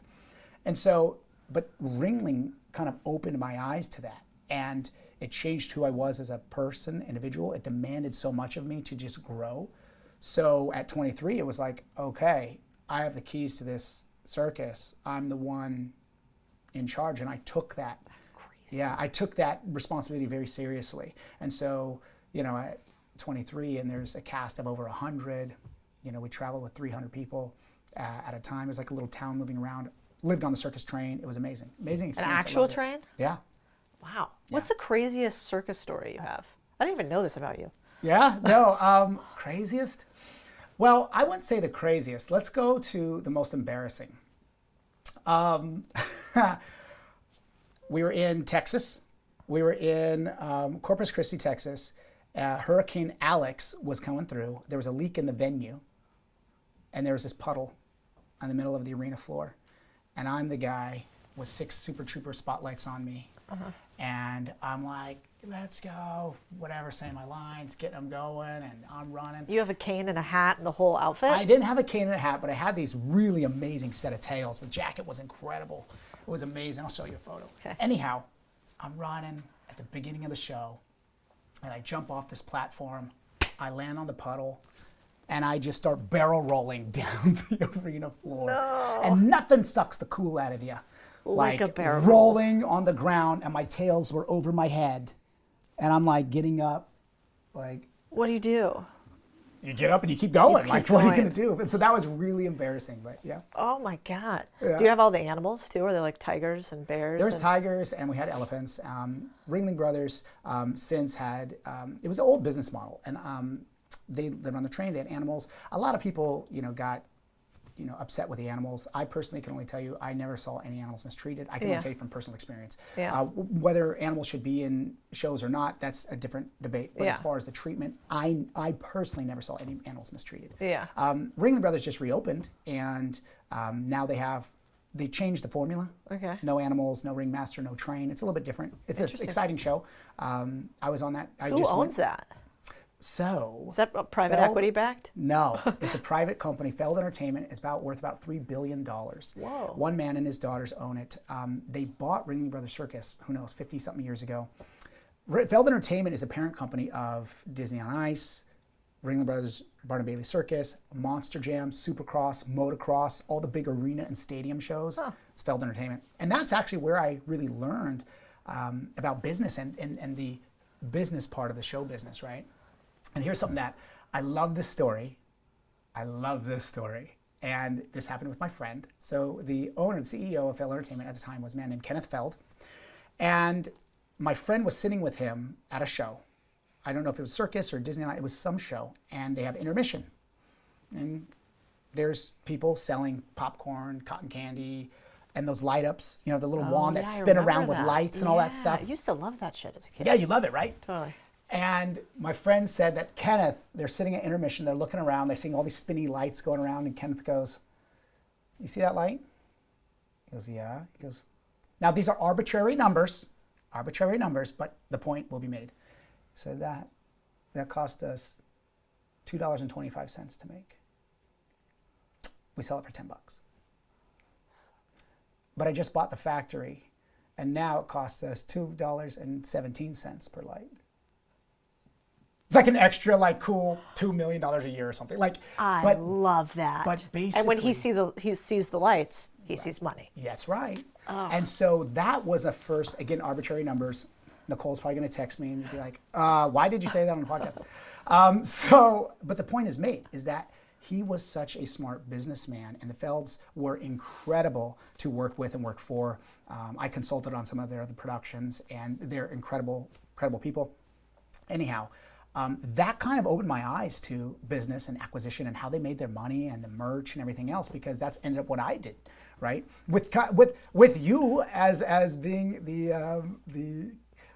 the person that really also told me to go after it. I mean, I found your content online, your YouTube videos and Instagram videos, and then I joined Contrarian Thinking, and you told me something that was like sage advice, Cody. And you just said, because I'm like, I know showbiz, I know entertainment, you know, I don't know anything about laundromats or HVACs. Yeah. And you said, well, look at what you're spending the most money on, and not just try and acquire something to gain the cash flow, but also acquire something that's going to reduce your costs. Yep. And I'm like, duh. And I sell merch, shirts, and hats after my shows. Yep. And so I ended up acquiring a screen print embroidery company. And it was just the exact formula that Feld Entertainment does, is they own these businesses that only serve as verticals to what they're doing, which is their base, which for me is shows. And now you make all of our merch. And now I make all your merch. And what's Biz Scout stuff. What's the name of the company? Innovative Imprints. Yeah, we'll put it in the show notes. It's incredible. I mean, I think that's the most beautiful way to do business. Yeah. Is you do a thing that you already love, and you figure out how to make more money surrounding the thing that you love. And then if you're a pro like you buy the company that is already doing the thing as opposed to having to start it up. So I think it's really cool. I loved that story. Yeah, it's just. And I bet when you talk to magicians, they're like, "What the fuck are you talking about? Yeah, right. You bought a merch company. You own all your rights. Like that's really rare." But guess what? Now you have all the middlemen out of it. You don't need the agent. You are the agent. Right. You know, you don't need the manager. You don't need a third-party merch company. It's you. Yeah. I actually, it's funny because I did one of the largest magic conventions in the world was in Las Vegas, and we did some print for them, some work for them, and then I had a booth just saying, hey, here's what I'm doing. And a lot of people walking by the booth, they didn't know it was my booth, number one, and they saw me, they're like, hey, what are you doing? I go, oh, this is my booth. I own the company. And they're like, oh, so you're not performing anymore? And I'm like, yeah, I am. Like, you know, this is my side hustle. My side hustle happens to be, you know, seven-figure business, but like, hey, you know, it's fun. But it's really cool. And I have magicians who I consult. I don't really have a mastermind or anything like that, but there's a lot of magicians who will regularly schedule like Zoom calls with me to ask about advice and things about growing their business and performing. And so I think entertainers are notoriously awful with money. Yeah. That's why we hear so many actors, athletes, you know, all these celebrities, and they're broke. And you're like, how did that happen? First of all, that is just such mismanagement, and just, it's sad because people, well, a lot of it is living beyond your means, but also just not being smart enough to know how to handle it. Yeah. And people think like, well, here's an entertainer's strategy, right? Strategy on money. I'm going to get famous enough to where I make enough money that I don't have to worry about money. Yeah, that's like the worst strategy ever. It's not even a strategy. It's a dream. It's a fantasy. Did you watch the Vince McMahon documentary? No. Oh my God, you got to watch it. First of all, fucking crazy. Yeah. That guy, that like the stories about that. I've seen like little excerpts from it. Oh, but I haven't watched the whole thing. It's so good. I think I'm only like 3 or 4 episodes in. And I don't know if I'll watch the rest, but the first part is fascinating because that dude, I get why he is a billionaire multiple times over with the WWE, and I get now. I wouldn't do it all the same ethically, but it would be so funny. He'd be like, he was talking in the interview, you know, and he'd be like. You know, well, what was happening on stage, because he was one of the very first entertainers that was also the owner while simultaneously performing. Being a character. Like that doesn't exist. Yeah. And so he would be saying, well, at the time we bought this company, we're doing XYZ. And then on stage, you know, the idea was I was having an affair, you know, with my mistress and whatever. And he's like, storyline, because he was talking about that's not real life. That was part of this character set. But what I thought was fascinating is looking at their business model. I mean, they owned everything. They owned the rights. Right. You know, they owned all the licensing. They had royalties on all their gears. They bought their competitors. And despite him being a little bit of a crazy person, brilliant execution. And we don't see that enough in entertainment. So I think that's so interesting. Not at all. It's such a good watch. That and the Martha Stewart documentary are incredible. Yeah, those are really, really, because so many people can get like caught up with what you were saying, kind of like the ethics of things. Like, oh, I don't like that guy. It's like, okay, let's remove him for a second and see what he does. See how he does it. See what the execution is. See his thought process, right? Because we're not going to agree with everybody all the time. And that's it's not defending him in any way, because I haven't even seen the documentary. But definitely it was, for me, one of these obvious acquisitions in these verticals that now my deal box and what I only look at is something that's going to serve the foundation of what I do, which is entertainment and showbiz. So all of my acquisitions are verticals, as opposed to going, well, what can I do now? What can I do now? And being split and divided. It makes sense. I'm familiar. I'm aware. This is going to serve me this way. And I also love Do you know the story about Jay Leno? The Jay Leno strategy? Tell me. I saw Jay Leno do an interview or read an interview about this, and I was mind blown. And I'm like, Jay Leno is a genius and my, like hero. So Jay Leno, so he was the host of The Tonight Show for over 20 years, like 22 years, I think, something like this. He's never spent a dime of his Tonight Show money. Huh. And in 20 years, he was paid over $300 million. So he began his career as a comedian, but he also worked at like a car dealership, right? Because we know him now, he loves collecting cars and he has this Jay Leno's garage and all this stuff. He has hundreds of cars and motorcycles and whatnot. So when he was beginning his career, he would pay all his bills with comedy, right? And the dealership was the money he banked, okay? That was his side hustle, that was his thing. Then as he got more and more famous, he realized, well, I can also afford my lifestyle with the cars and selling them, buying them, collecting them, whatever it is, and that can pay my bills. So he began to save all of his performance money. So by the time he got The Tonight Show, he was paying all his bills and he was living just off of the cars. Wow. And he still did gigs though, and he still did shows. So even at The Tonight Show, he would regularly do comedy clubs, even when he had The Tonight Show. And it's this idea that, we hear, I have multiple streams of income, multiple streams, right? Have all these things. It's like, I love that. I don't want streams, I want a river, right? Like, so let's get your river first. Once you have a river, then get your other streams. And I think that so often people try and just think, they hear this buzzword from, whether it's influencers or whatever it is, we need streams. It's like, yeah, that's after a certain point. Once you can, once you know how to handle money, once you know what you're going to do with it, then you diversify. I love that. I kind of want to close out with two things. One is, we haven't talked a ton about negotiation, but you're very good at it. I want to talk a little bit about reframing and maybe Taylor Swift. Oh, jeez. I love that Taylor Swift story. I knew that was coming. So reframing is essentially a negotiation. And the idea is this: if I present you with a deal point and you have an objection, okay, the reframe is to present you another option while addressing your objection, but still making the same request. I'm still getting the same point, right? That's a part of the negotiation. So here's what happened with Taylor. I'm working, consulting with Taylor Swift on Blank Space, and it was for her world premiere performance on the American Music Awards. And so as a production company in LA, they called me to consult on this performance, and they wanted this magic effect. And so what I came up with was the flaming rose. The flaming rose essentially was, she had this beautiful red rose, burst into flames, and it stayed beautiful and pristine. She grabbed a petal from the rose, touched the fire. She's holding fire in one hand, the rose on fire in the other. Wow. It's amazing. BuzzFeed named it the top moments of the AMAs. It was really great. At the end, rehearsals, not so great. So what happened? I came in, and the first day I'm teaching her how to do this trick. It's not working. Like, I can do it, but it's not working for her. And that's no knock at her. It's just that the prop wasn't, and it's more of a special effect than a magic trick, okay? Yeah.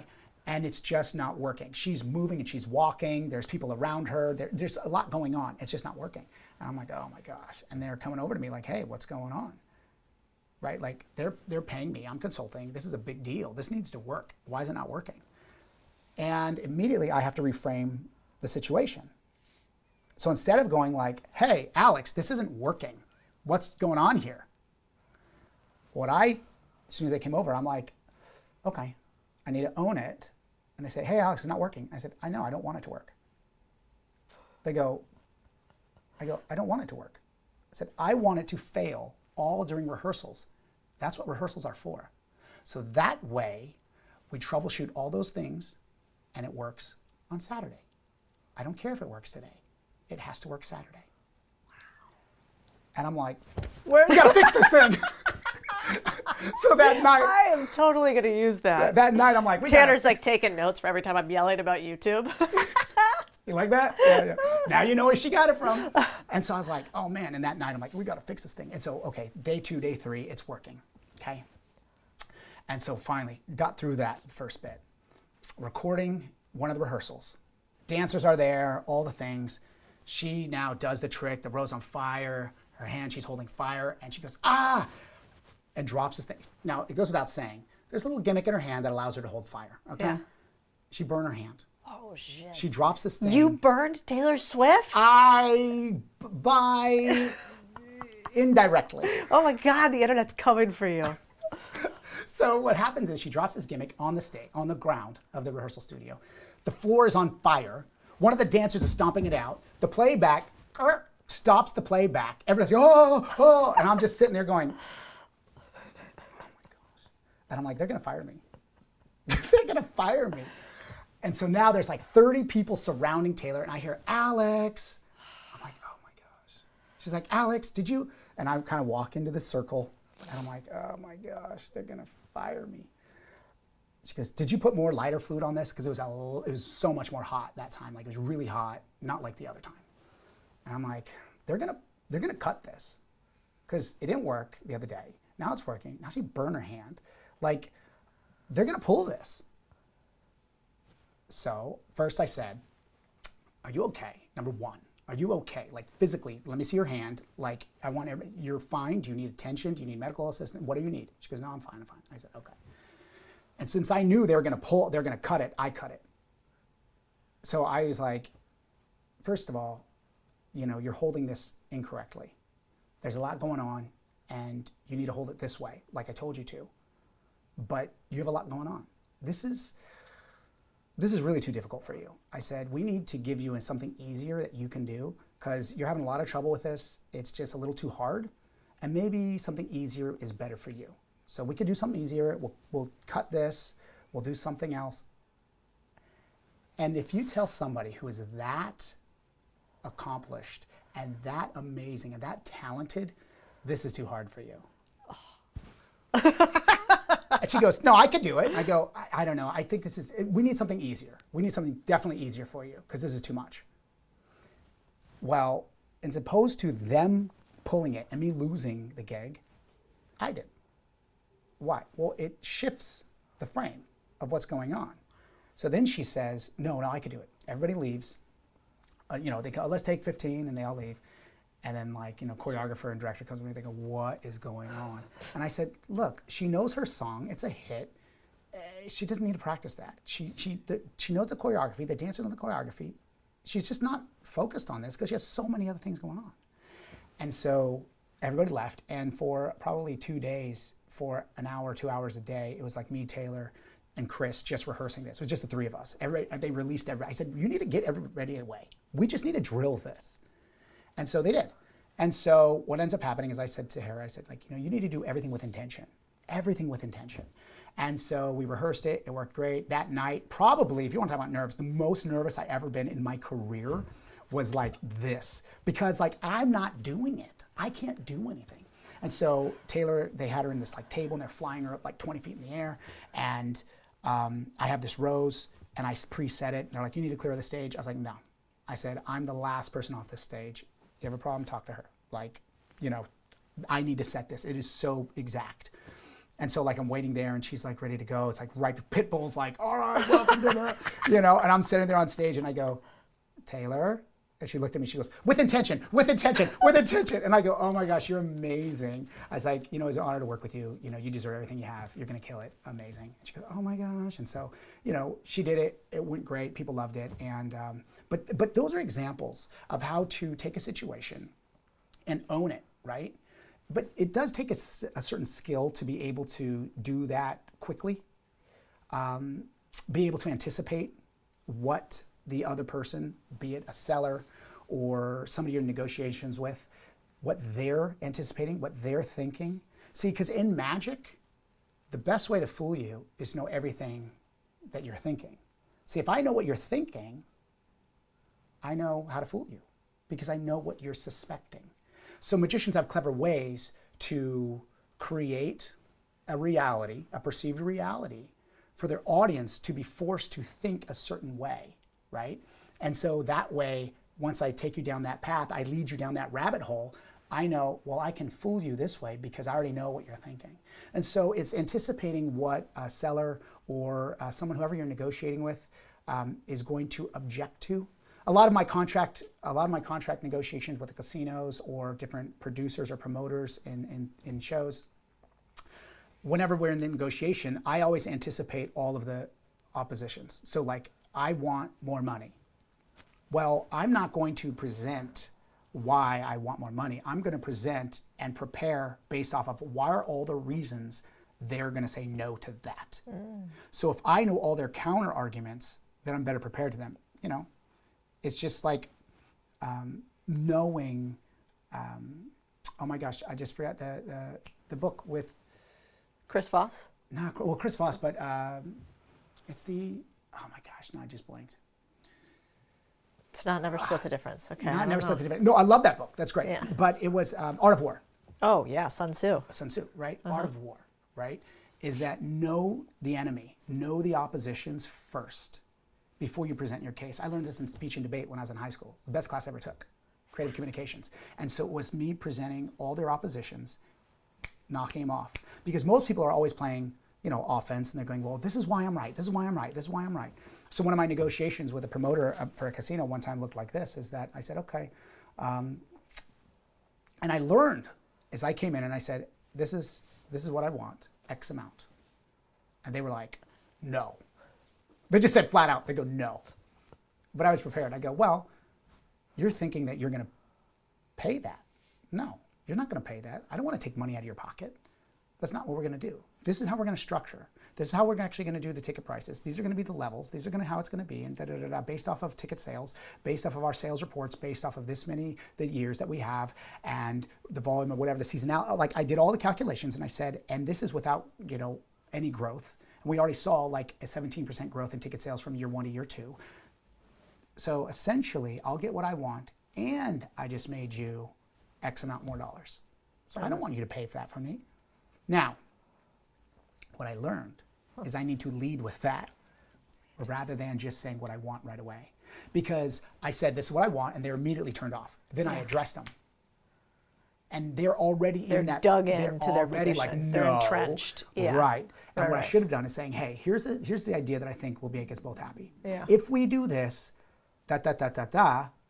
essentially, I'll make this and you'll make that. That's the better way. I should have done it.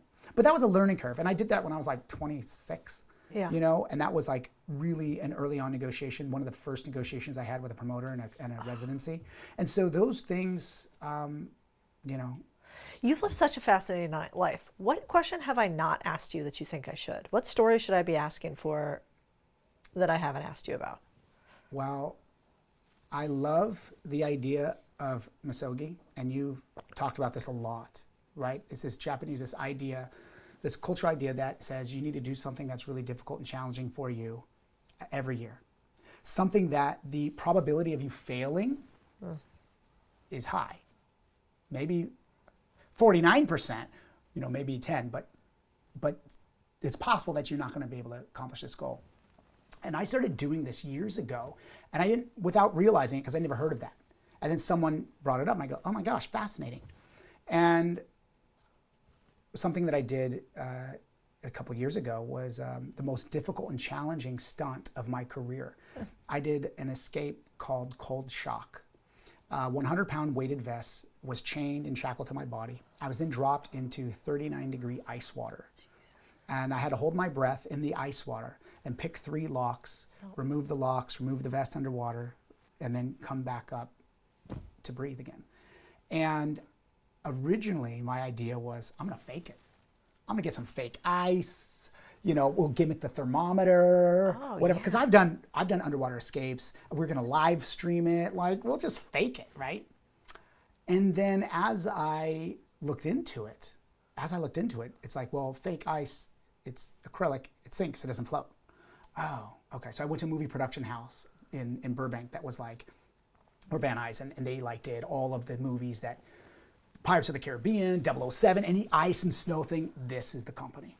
I was like, so I want to do this set, and then he's like, well, you can get this paraffin wax and dress it up like this, or, oh, here's this really good stuff that looks exactly like ice, but it was like rubber. I go, but the problem with that is that it doesn't sound because it's rubber, and then also it kind of disintegrates. Oh. I go, this is going to cost me how much money to do this thing? And I'm just thinking about this because I had this idea, like, what if an underwater escape, what if like the easiest part of the underwater escape is holding your breath underwater, right? Because everybody's like, oh my gosh, you're underwater for 2 minutes, 3 minutes, whatever it is. What if that's the easy part? Wow. So I thought this ice water challenge, and I spoke with some guys and they said, I've never heard anybody doing this before. So I was like, okay, well, I'm gonna fake it. And then I realized, I think I have to do this. And I remember telling my friend, Jim, I said, I think I have to train for this. And he said, you're kidding. I was like, no, I really think I have to train for this. And I'd been doing underwater escapes, like I said, for years, but the cold exposure, I started training, and I trained for about 10 months. And I used Wim Hof breathing techniques. But Wim Hof isn't good for breath holds. Wim Hof is just cold exposure. Really bad for breath holds. Yeah. Like, and die immediately. Yeah, exactly. Yeah. And so I actually contacted a level 3 Wim Hof. He was near me in Lake Tahoe, and I told him what I wanted to do, and he turned me down. Because I said, I just want to train with you. He goes, what are you doing? I go, I want to do it for this. He goes, no. And he refused to work with me. And I'm like, bro, like, I just need the cold exposure. I'm going to do free diving techniques, which is different for the breath hold, but the cold exposure, I need these. He just, nope. And I was like, am I crazy? Like, and what ends up happening is I do the stunt, we live stream it. It's on YouTube somewhere, and it's on my channel. It's on YouTube. And I was underwater we'll for link it on the two, YouTube video. Yeah, I was underwater a little over 2 minutes. But the point of this was, so many people asked me, why are you doing this? Like, what's the point? And the most obvious answer is to say, well, marketing, publicity, right? I'm doing a stunt to get some eyes. It's like, that's not why I was doing it. The reason why I did it is because I had this idea in my head, and I thought, I have to try this. I have to do this. And I actually secretly love when people go, you can't do that, right? There's no way. Why would you do that? That's crazy.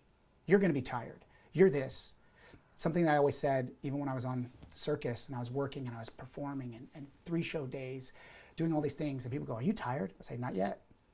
I say, not yet. There's a time to be tired. And it doesn't mean I don't rest. But that was the whole idea. And so I did cold shock because I couldn't not do it, right? And if I had any life philosophy, it would be this. I said, I wake up every day thinking the greatest thing that I'm going to accomplish in my life, I haven't even done yet. Yeah.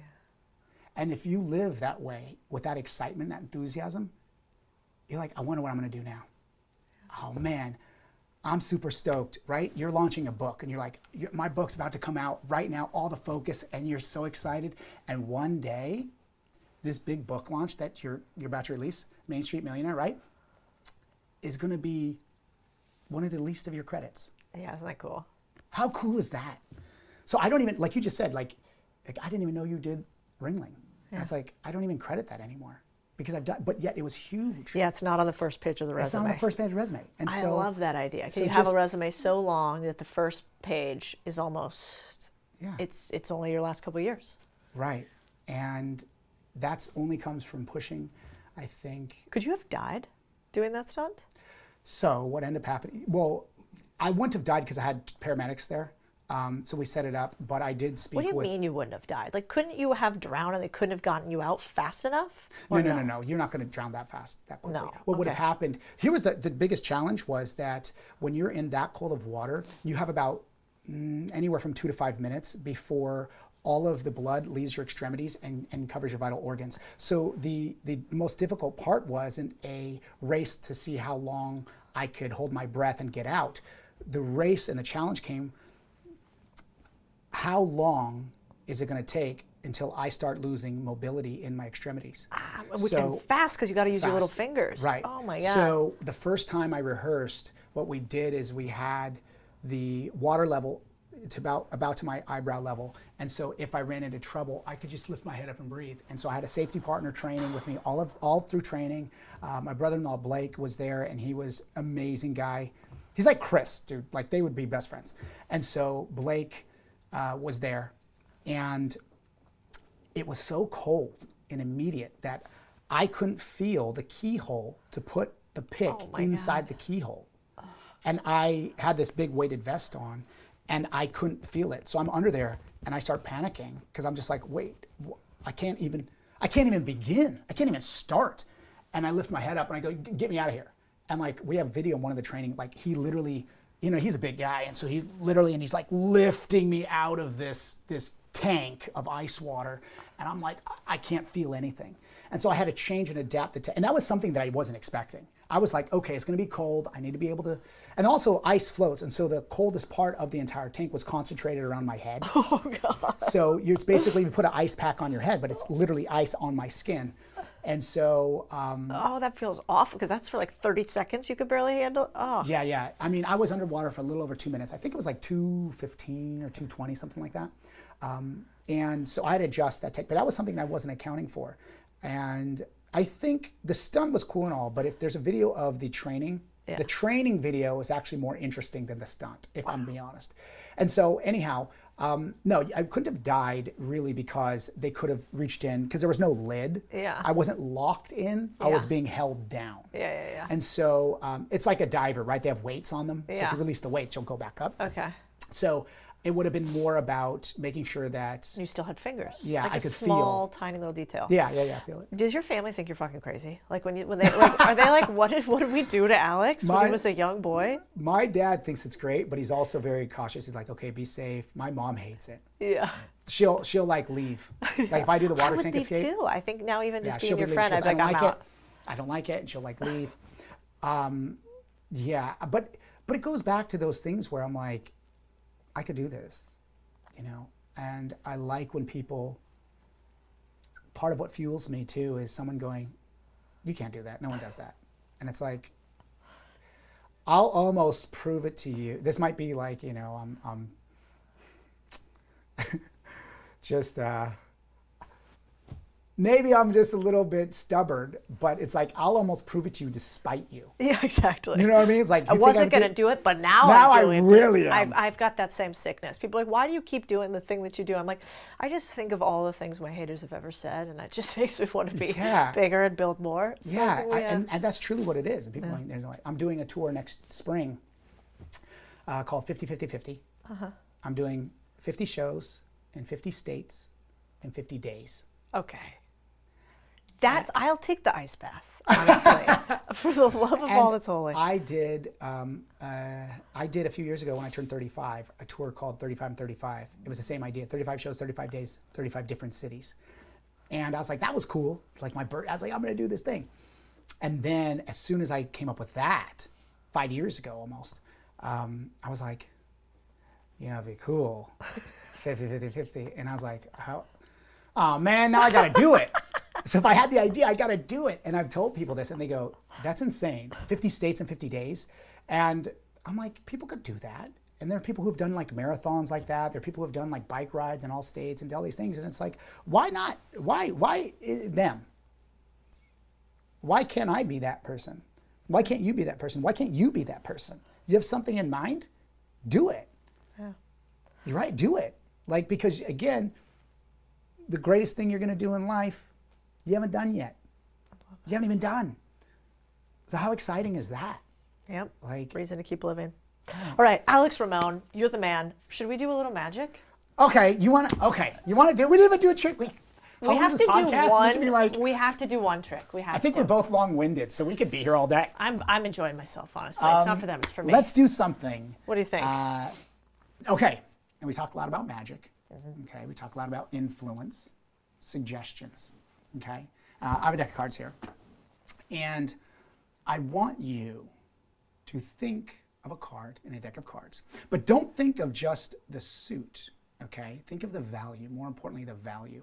Ace, 2, 3, 4, 5, 6, 7, 8, 9, 10, Jack, Queen, King. Just the value. Okay, I'm gonna try and suggest something to you with this value. I want you to think of a card that is an important card, maybe powerful, something strong, something like this. Okay, but it could be any value you want. You could choose the 2 if you wanted, but something that you feel is a strong card that you're connected to. Okay, do you have that value? Yeah. You do? Okay, and what is that value? King. The king. The king, not the ace. I thought about the ace too. You thought about the ace, but not why not the king? Why not the ace and the king? Because you said powerful, so I thought maybe it should be the king. Do you play cards? No. Yeah, you would be awful at poker because that's not the highest value. Yeah, that's not the highest value. So okay, a king. Okay.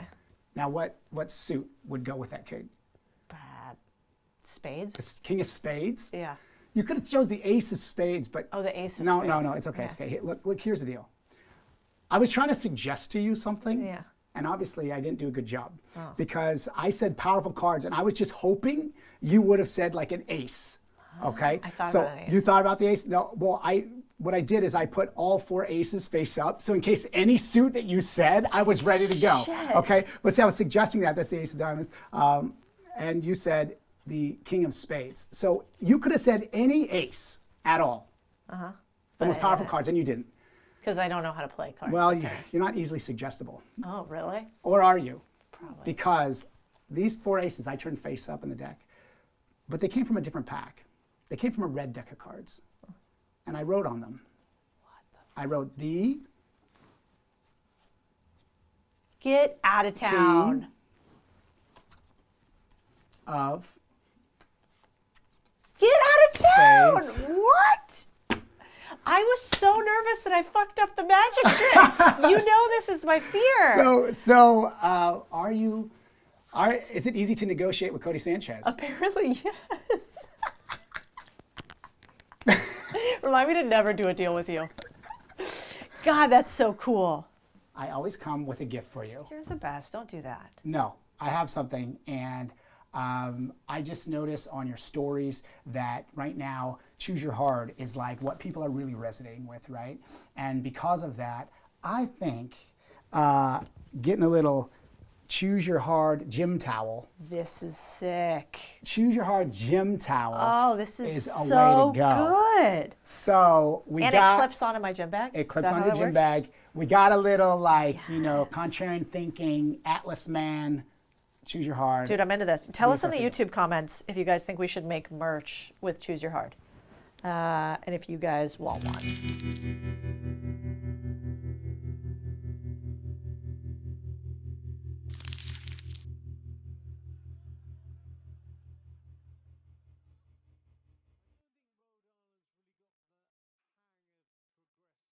I was talking to my friend Rich, who worked for a hedge fund on Wall Street, and he was like 23 years old or something. And I'm like, Rich, how's everything going? He's like, oh, it's great. It's got my holiday bonus. I'm like, oh, what was it? He goes, $3 million. And then I was thinking to myself, I love Rich, but Rich couldn't tell me where the ocean is right now, and we're in it. It made me realize, like, if Rich can make $3 million, I can make $3 million. If so-and-so can run a marathon, I can run a marathon. If that guy can run 100 miles, why can't I run 100 miles?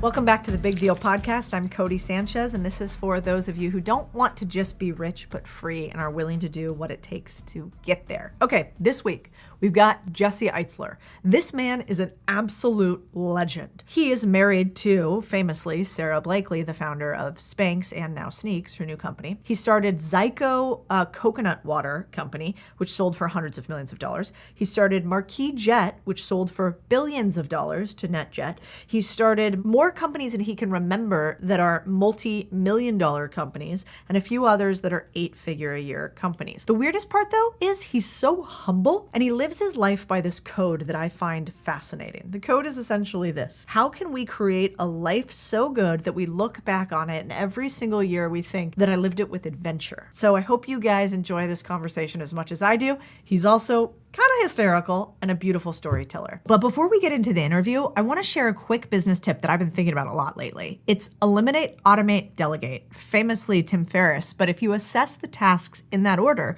your business runs 10x more smoothly. I learned it from him and I'm still doing it today. I'm always looking for tools to help eliminate tasks, automate them, and then make the delegating them easier. So one of those tools is Riverside, the sponsor of today's podcast episode. Not only can it record 4K videos and audio remotely to ensure your podcast quality is top-notch, but it also drastically improved my team's editing speed with the text-based editor. So it basically transcribes your footage, removes silences in one click, and creates short clips just by selecting the text. Even better, if you make a flub, which I never do, obviously, then you can delete the sentence in the transcript and it will delete it from your video instantly. Riverside has an in-platform editor where you can upload your own content too, so it's not just footage recorded on Riverside that gets the special treatment. So how do people find new podcasts, often from seeing clips online. Riverside understands this, and that's why I love their AI magic clips, which analyze moments in your podcast that have the most potential to get traction online. So this saves hours of listening to your podcast for the 50th time to find the perfect clip. Riverside got you covered. So don't waste your time doing what Riverside can do for you. I got you guys a deal. If you want to try it out for yourself, get the Riverside link in the description and use code CODY for an exclusive discount. If I'm not wrong, you have run a marathon in a coconut inflatable sack outfit. You were a rapper, sang jingles, and also seemed to have a penchant for like running up to famous people, getting them to do certain things. And I was just wondering, do you not care what other people think? You would be doing all the same stuff before if the internet wasn't here. I didn't have a choice. Like when I was, making my way up in the business world, we had to do anything we could to get like attention without clicks. So it was just the marketing and the way we went about everything was totally different. So like, you mentioned running a marathon in a coconut. I was in a coconut package, like a bottle of our package. And I had 6 friends. We were 6-pack. And Gatorade had paid like $1 bazillion to be the title sponsor of the New York Marathon. And our company was doing like $1 million, like $2 million in sales. Like it was nothing in beverage. And we're like, we gotta, we ambushed the New York Marathon basically. We ran but you had to do those things back then to stand out. So yes. But are you ever freaked out when you do things like that? Or just go, fuck it, I'm here? Yeah. I mean, I think if you want to be part of being an entrepreneur is you have to get over the fear of being embarrassed. It's like the best gift you can give yourself in anything, entrepreneur or not. Once you get over the fear of being embarrassed, it's so liberating. And the only way to do that is to put yourself in situations that are embarrassing. What was like the first one that you did? That was like, do you remember like back in the day where you're like, oof? Yeah. What was it?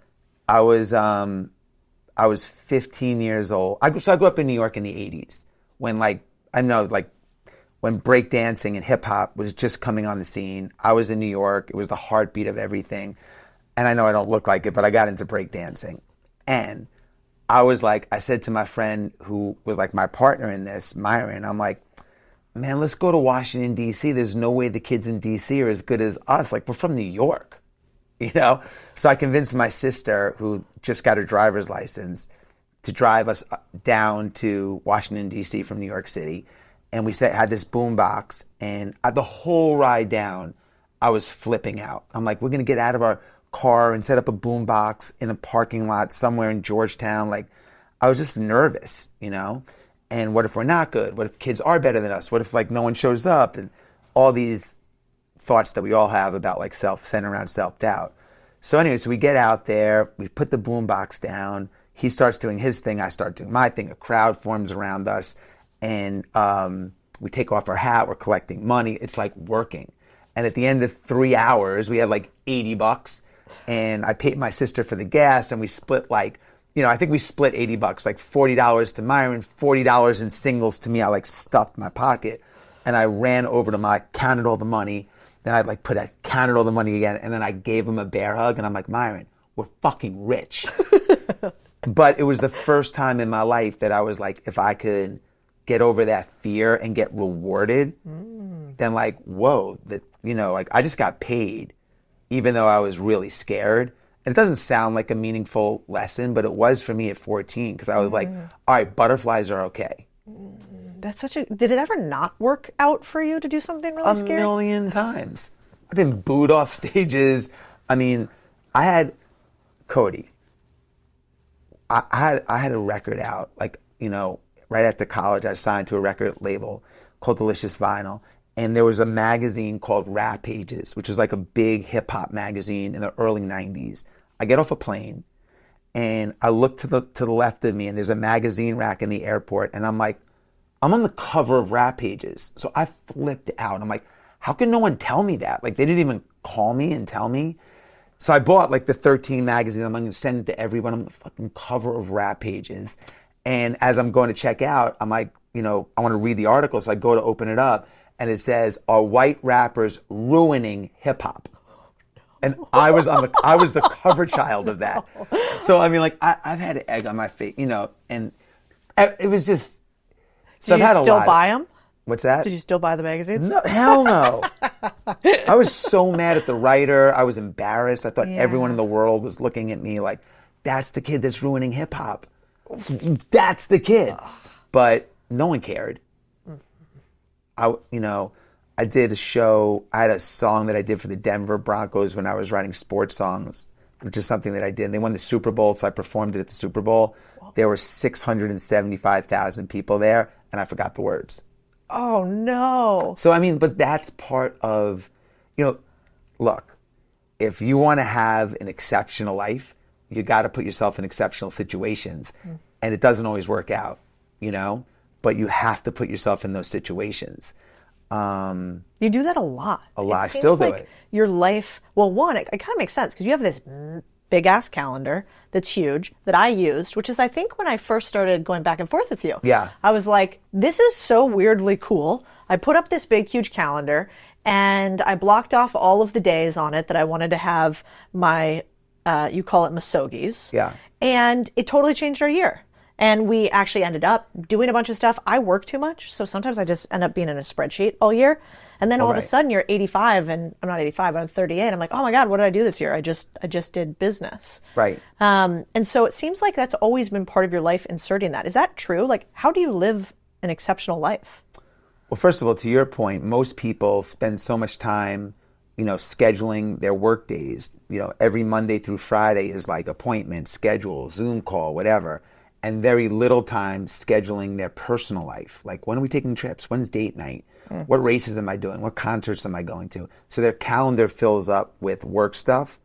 And I think it's really important to prioritize yourself first. And when you have the big ass calendar like that we have, we're all visual. So you can see all 365 days of the year on one calendar. You can see where your time's going.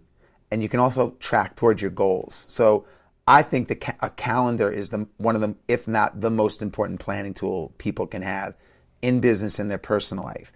As far as, what was the question though specifically? Well, actually, I have a follow-up now. So if you're going to schedule your life, how do you use the big ass calendar? Lots of people have goals, goal setting. You have some weird ways you do it. How do you do it? Well, the first thing is I put all the things that are important, that I know that are important to me, on my calendar first. So for example, like I take a one-on-one trip with my kids, or that goes on the calendar. Stuff that I'm doing with my wife, with Sarah, like our trips or big events that I know I have, spring break trips, family trips, like that. If that doesn't happen, something else, your calendar is going to fill up. But then I have 3 rules that I do. So one is what you just mentioned, which is we tweak the definition of this, but there's an old Japanese ritual called the misogi. The way we've interpreted it is you do one big year defining thing a year that really defines your year. And it has to be big. So like, you want to have something to show for your year at the end of the year. You don't want to be like, if I said to you, like, what'd you do in 2021? Like, you should be able to be like, oh, I launched my podcast, or I quit my job, or like something. Like, what are we all working for if we have nothing to show for it? Yeah. So one big year defining thing. Last year for me, I rode my bike across America, like big. But think of it this way. If you're 35 or 36 and you live to be 86, 50 more years, you'll have 50-year defining things. That's a hell of a life that you've done, versus I didn't schedule it. The second thing that I do every year, so that goes on my calendar first when I know what that is. Yep. This year, like rim to rim to rim, like your husband did, was something that I put on my calendar in that regard. The second thing is every other month, I try to take a little mini adventure. So, and it could be just instead of doing something that I normally wouldn't have done on a weekend. So instead of watching the Georgia football game, maybe I'll take my kids fishing. Maybe I'll visit my college roommates. Maybe I'll go to a lecture. But I want to have 6. And again, the reason there is you live 50 more years. That's 300 mini adventures you wouldn't have had. 50-year defining things and 300 mini adventures. Like, you're starting to shape an insane, like being 85 and be like, look what I did, versus, man, I worked my ass off, man. So that's the reason. The third thing is I just create, we're all, the number one thing that we can do to have a better life is have winning habits, winning routines, winning mindset, those 3 things. So I try to have good habits. I try to add every quarter or so a new winning habit. And that could be as simple as I'm never going to be late for a meeting. I'm going to drink more water. I'm going to drink 100 ounces of water a day. I'm going to add a 10-minute-a-day meditation practice. It's probably a good idea. We're here. So that's how my calendar starts to fill out, and then I work around it. So basically it's like immediately you throw this huge thing on the wall, you look at it so it becomes visual, and then it's color-coded so you make sure you can see really easily, oh man, I thought I had all these adventures, but they're actually not on there. Well, yeah, and again, like, I want my calendar to be fun. I want it to be, like light it up. Yeah. It's a work in progress throughout the year. I'm adding to it as things, speeches and travel, I keep adding to it. But making it color-coded, when I look at it, I think in pictures. Most of us do. Yep. So when I see it, I'm like, wow, I have a lot of exciting travel coming up. Versus like, I got to scroll through my phone to do that. It's not the same. That is true. Yeah, you know what else is interesting with that is then you start to think about it as exciting as opposed to, sometimes I look at my calendar and I get overwhelmed. I'm like, oh my God, I have so much I have to do as opposed to I get to do it. You have a kind of a ridiculous mindset. Like when I see all the things, you just got back from Running Man, which you put on, which is like what, a couple hundred people in sort of a remote location. We wanted to come, but I had something else going on. Plus I suck at running. So small side note. And you have like, is that the same one? You have like 100 saunas and or is that a different Yeah, we had event? 1,000 people there. Okay. It's a 3-day like wellness festival in the middle of Georgia. Yeah. And it's kind of like the Woodstock of wellness. There's speakers and breakout sessions and music and bands and we built the world's biggest sauna. It's almost 5,000 square feet. We get a couple hundred people in it with a DJ and we have yoga sessions. So I need things, I work hard and I have kids and I have a wife and like that whole work-life balance thing. I need things that I'm excited for on my calendar. It makes me show up better at work. It makes me show up better as a dad, as a husband. If I know like, look, I can work my ass off for the next 90 days, but then I'm taking a trip to Florida or I have a guy's trip that I'm doing.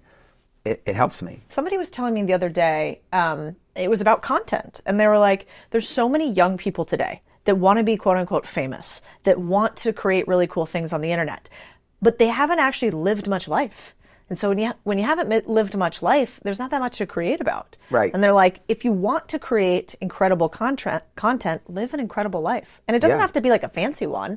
I mean, half the time you have an event at your house where you just run up and down a hill like 3 bajillion times, and it's called Hell on a Hill, right? Yeah, I do. To your point, I was just at Running Man. I was talking to my friend's son, and I asked him. He's in his mid-20s now, maybe even a little older. And I said, "What are you doing now?"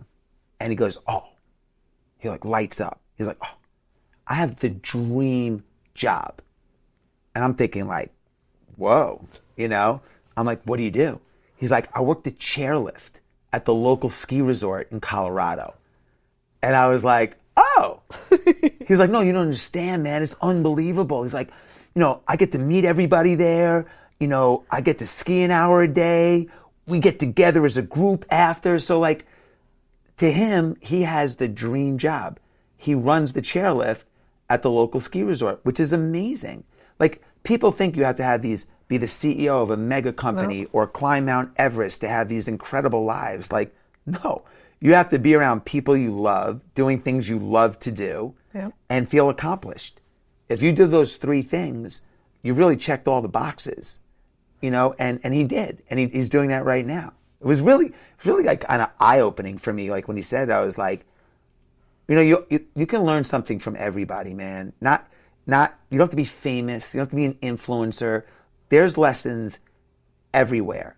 I'll give you an example. My dad died 2 years ago, and I woke up on the anniversary of his death, and I got a text from a girl, Maureen, who I'm friends with, but not like, we don't go to dinner. We're friends, but we're not like super close. And she just wrote, I know it's a 2-year anniversary of your dad's death. She wrote me this really nice note. I have 10,000 plus people in my contacts. She was the only text that I got. Wow. And so I called her and I asked her about it. I was like, Maureen, how'd you remember that? She's like, oh, I have a list of monumental events, good and bad, of people in my life by month. And the days of those anniversaries, I just reach out to them. I'm like, that's brilliant, because I'll never forget that. So I call that Mo's rule. And I have rules that I've named after Maureen's not even on Instagram. You know, I have rules that I've named after, you know, people in my life that have like given me these lessons that now I'm doing that, you know, and I have so many of those. Whoa. Well, the other thing that's interesting about you is you're not like so many people who have a lot of money. There's not a lot of pretense there. You throw a ton of events, and it doesn't seem like the thing that really makes you happy has a lot of zeros associated with it. Maybe flying nicely one way or another? I mean, flying definitely is amazing, and that's a huge perk. I remember Warren Buffett saying that's like the one thing he'll never get rid of is his private jet.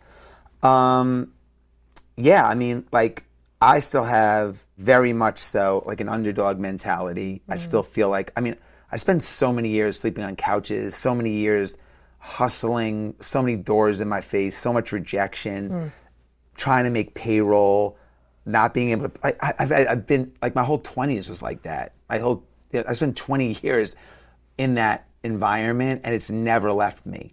So I still, you know, I've been to restaurants so many times where, like, just freaking out when I hand them my credit card that it's not going to work, that I'm still traumatized, but I still get that to this day. Do you really? All the time. Every time I pull out a credit card, I'm like, oh my God, is this going to work? Now I'm like, if it doesn't work, it's not really a big deal because, but yeah. And so that never left me. And I think Sarah, she was so mission driven always about making products that women love. I mean, so you don't end up feeling rich even when you have that amount of dollars. You know, my life is exactly the same. I still like to run. I like to take saunas. I love to go to, like, I still coach my kids. I don't miss anything. My friends are the same. Like, everything's the same. It's just bigger. Like the swimming pool. I have a swimming pool now. I have, like, you know, the house is bigger. But the problems are the same. Yeah. The problems are the same. Like, don't the problems get bigger in some ways? It depends on what your relationship with money is. So a lot of people have, you know, when you think of relationships, you think of them in terms of, like, people. What's your relationship with your husband or your parents or whatever? But people don't think of their relationship with time and with money. So you have to have, like, and that's really important. So, like, Sarah always says, money's fun to make, money's fun to spend, and money's fun to give it away. And the best thing about it is you get to treat the people you love the most to the things that you love to do and do it with them. And that's really been the best gift about it. The other great thing is that it's given us an opportunity to meet so many cool people that we wouldn't have had.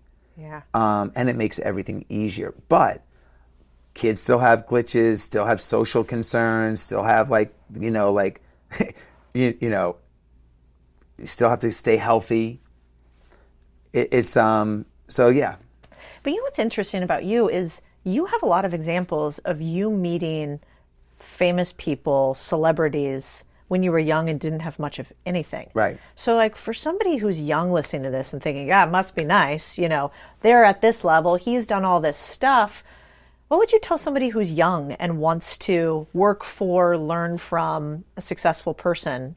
And maybe when did you do that? Well, now you can have virtual mentors. You can get mentored by anybody virtually just by watching them. But I was a big observer when I was sleeping on my friend's couch in Burbank, California. I slept on 18 different friends' couches that put me up. I wasn't, like, homeless, but, you know, I got out of college. My parents, like, I was on my own.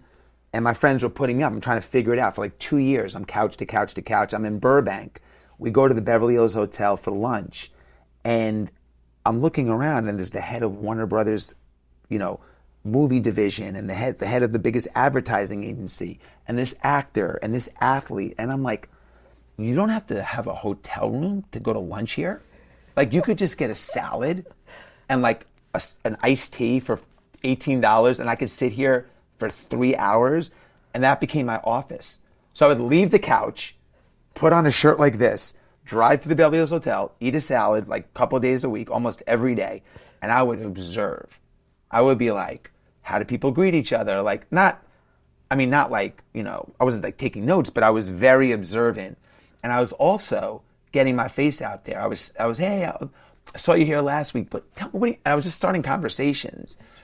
And it trained me to, because like my dad owned a plumbing supply house. We didn't talk about money. We didn't talk about business. I had no training. I had to like observe people that were, so that put me in the room. I was proximity. I was in the room. And then when we had Marquis Jet, which is my first second successful company, but the biggest, we flew 3,000 of the who's who of pop culture entertainers, CEOs, whatever. I was 28, 29 years old when we started the company, and I was obsessed, Codie, with their habits. So like I would ask them, and I became, I would go to the airport, greet them for a plane. It was my company. So I would ask them questions like, where do you love to where do you guys vacation? And if I was more comfortable and had a good enough relationship over time, what do you do with your money? Like, what do you do when you get $8 million? No, seriously, like, what do you do with it? I had no clue. Yeah. So I would ask a lot of questions, and I got obsessed with their habits. What time do you guys, can I ask you a crazy question? What time do you guys get up? What time do you go to bed? What, do you guys read newspapers? Like, if you were me, what newspapers would you read? I was just asking questions, and then I would try some of the things they said. Some worked, some didn't. But it's interesting, like in your 20s and 30s, for most people, you're going to make 5 to 10 times more money in your 40s and 50s than you will in your 20s and 30s, because you'll have more contacts, you'll be better at whatever it is you do, you'll be much better, you'll know what mistakes to avoid. And I think a lot of people now see people on the internet like getting rich really quick. It takes time. First of all, I don't even know if they're getting rich. Yeah. Like they're showing that they're getting rich, or they're showing a picture in front of a plane, but who the hell knows what's going on? So that's another thing you have to be careful of. And that's, you can't, that's their story. Who knows if it's there's no one fact checking that. But in your 40s, you have all this, it's different. So, and it takes time. Like I was saying, when we had Zico coconut water, which we sold to Coke. And how big was that company? What was like maybe close to 100 million when we sold it. Holy crap! And that's but your we got it up there. We ramped it quick. Biggest company after Marquis? Marquis we did like 5 billion in sales. That's so wild. Yeah. But like really small margins?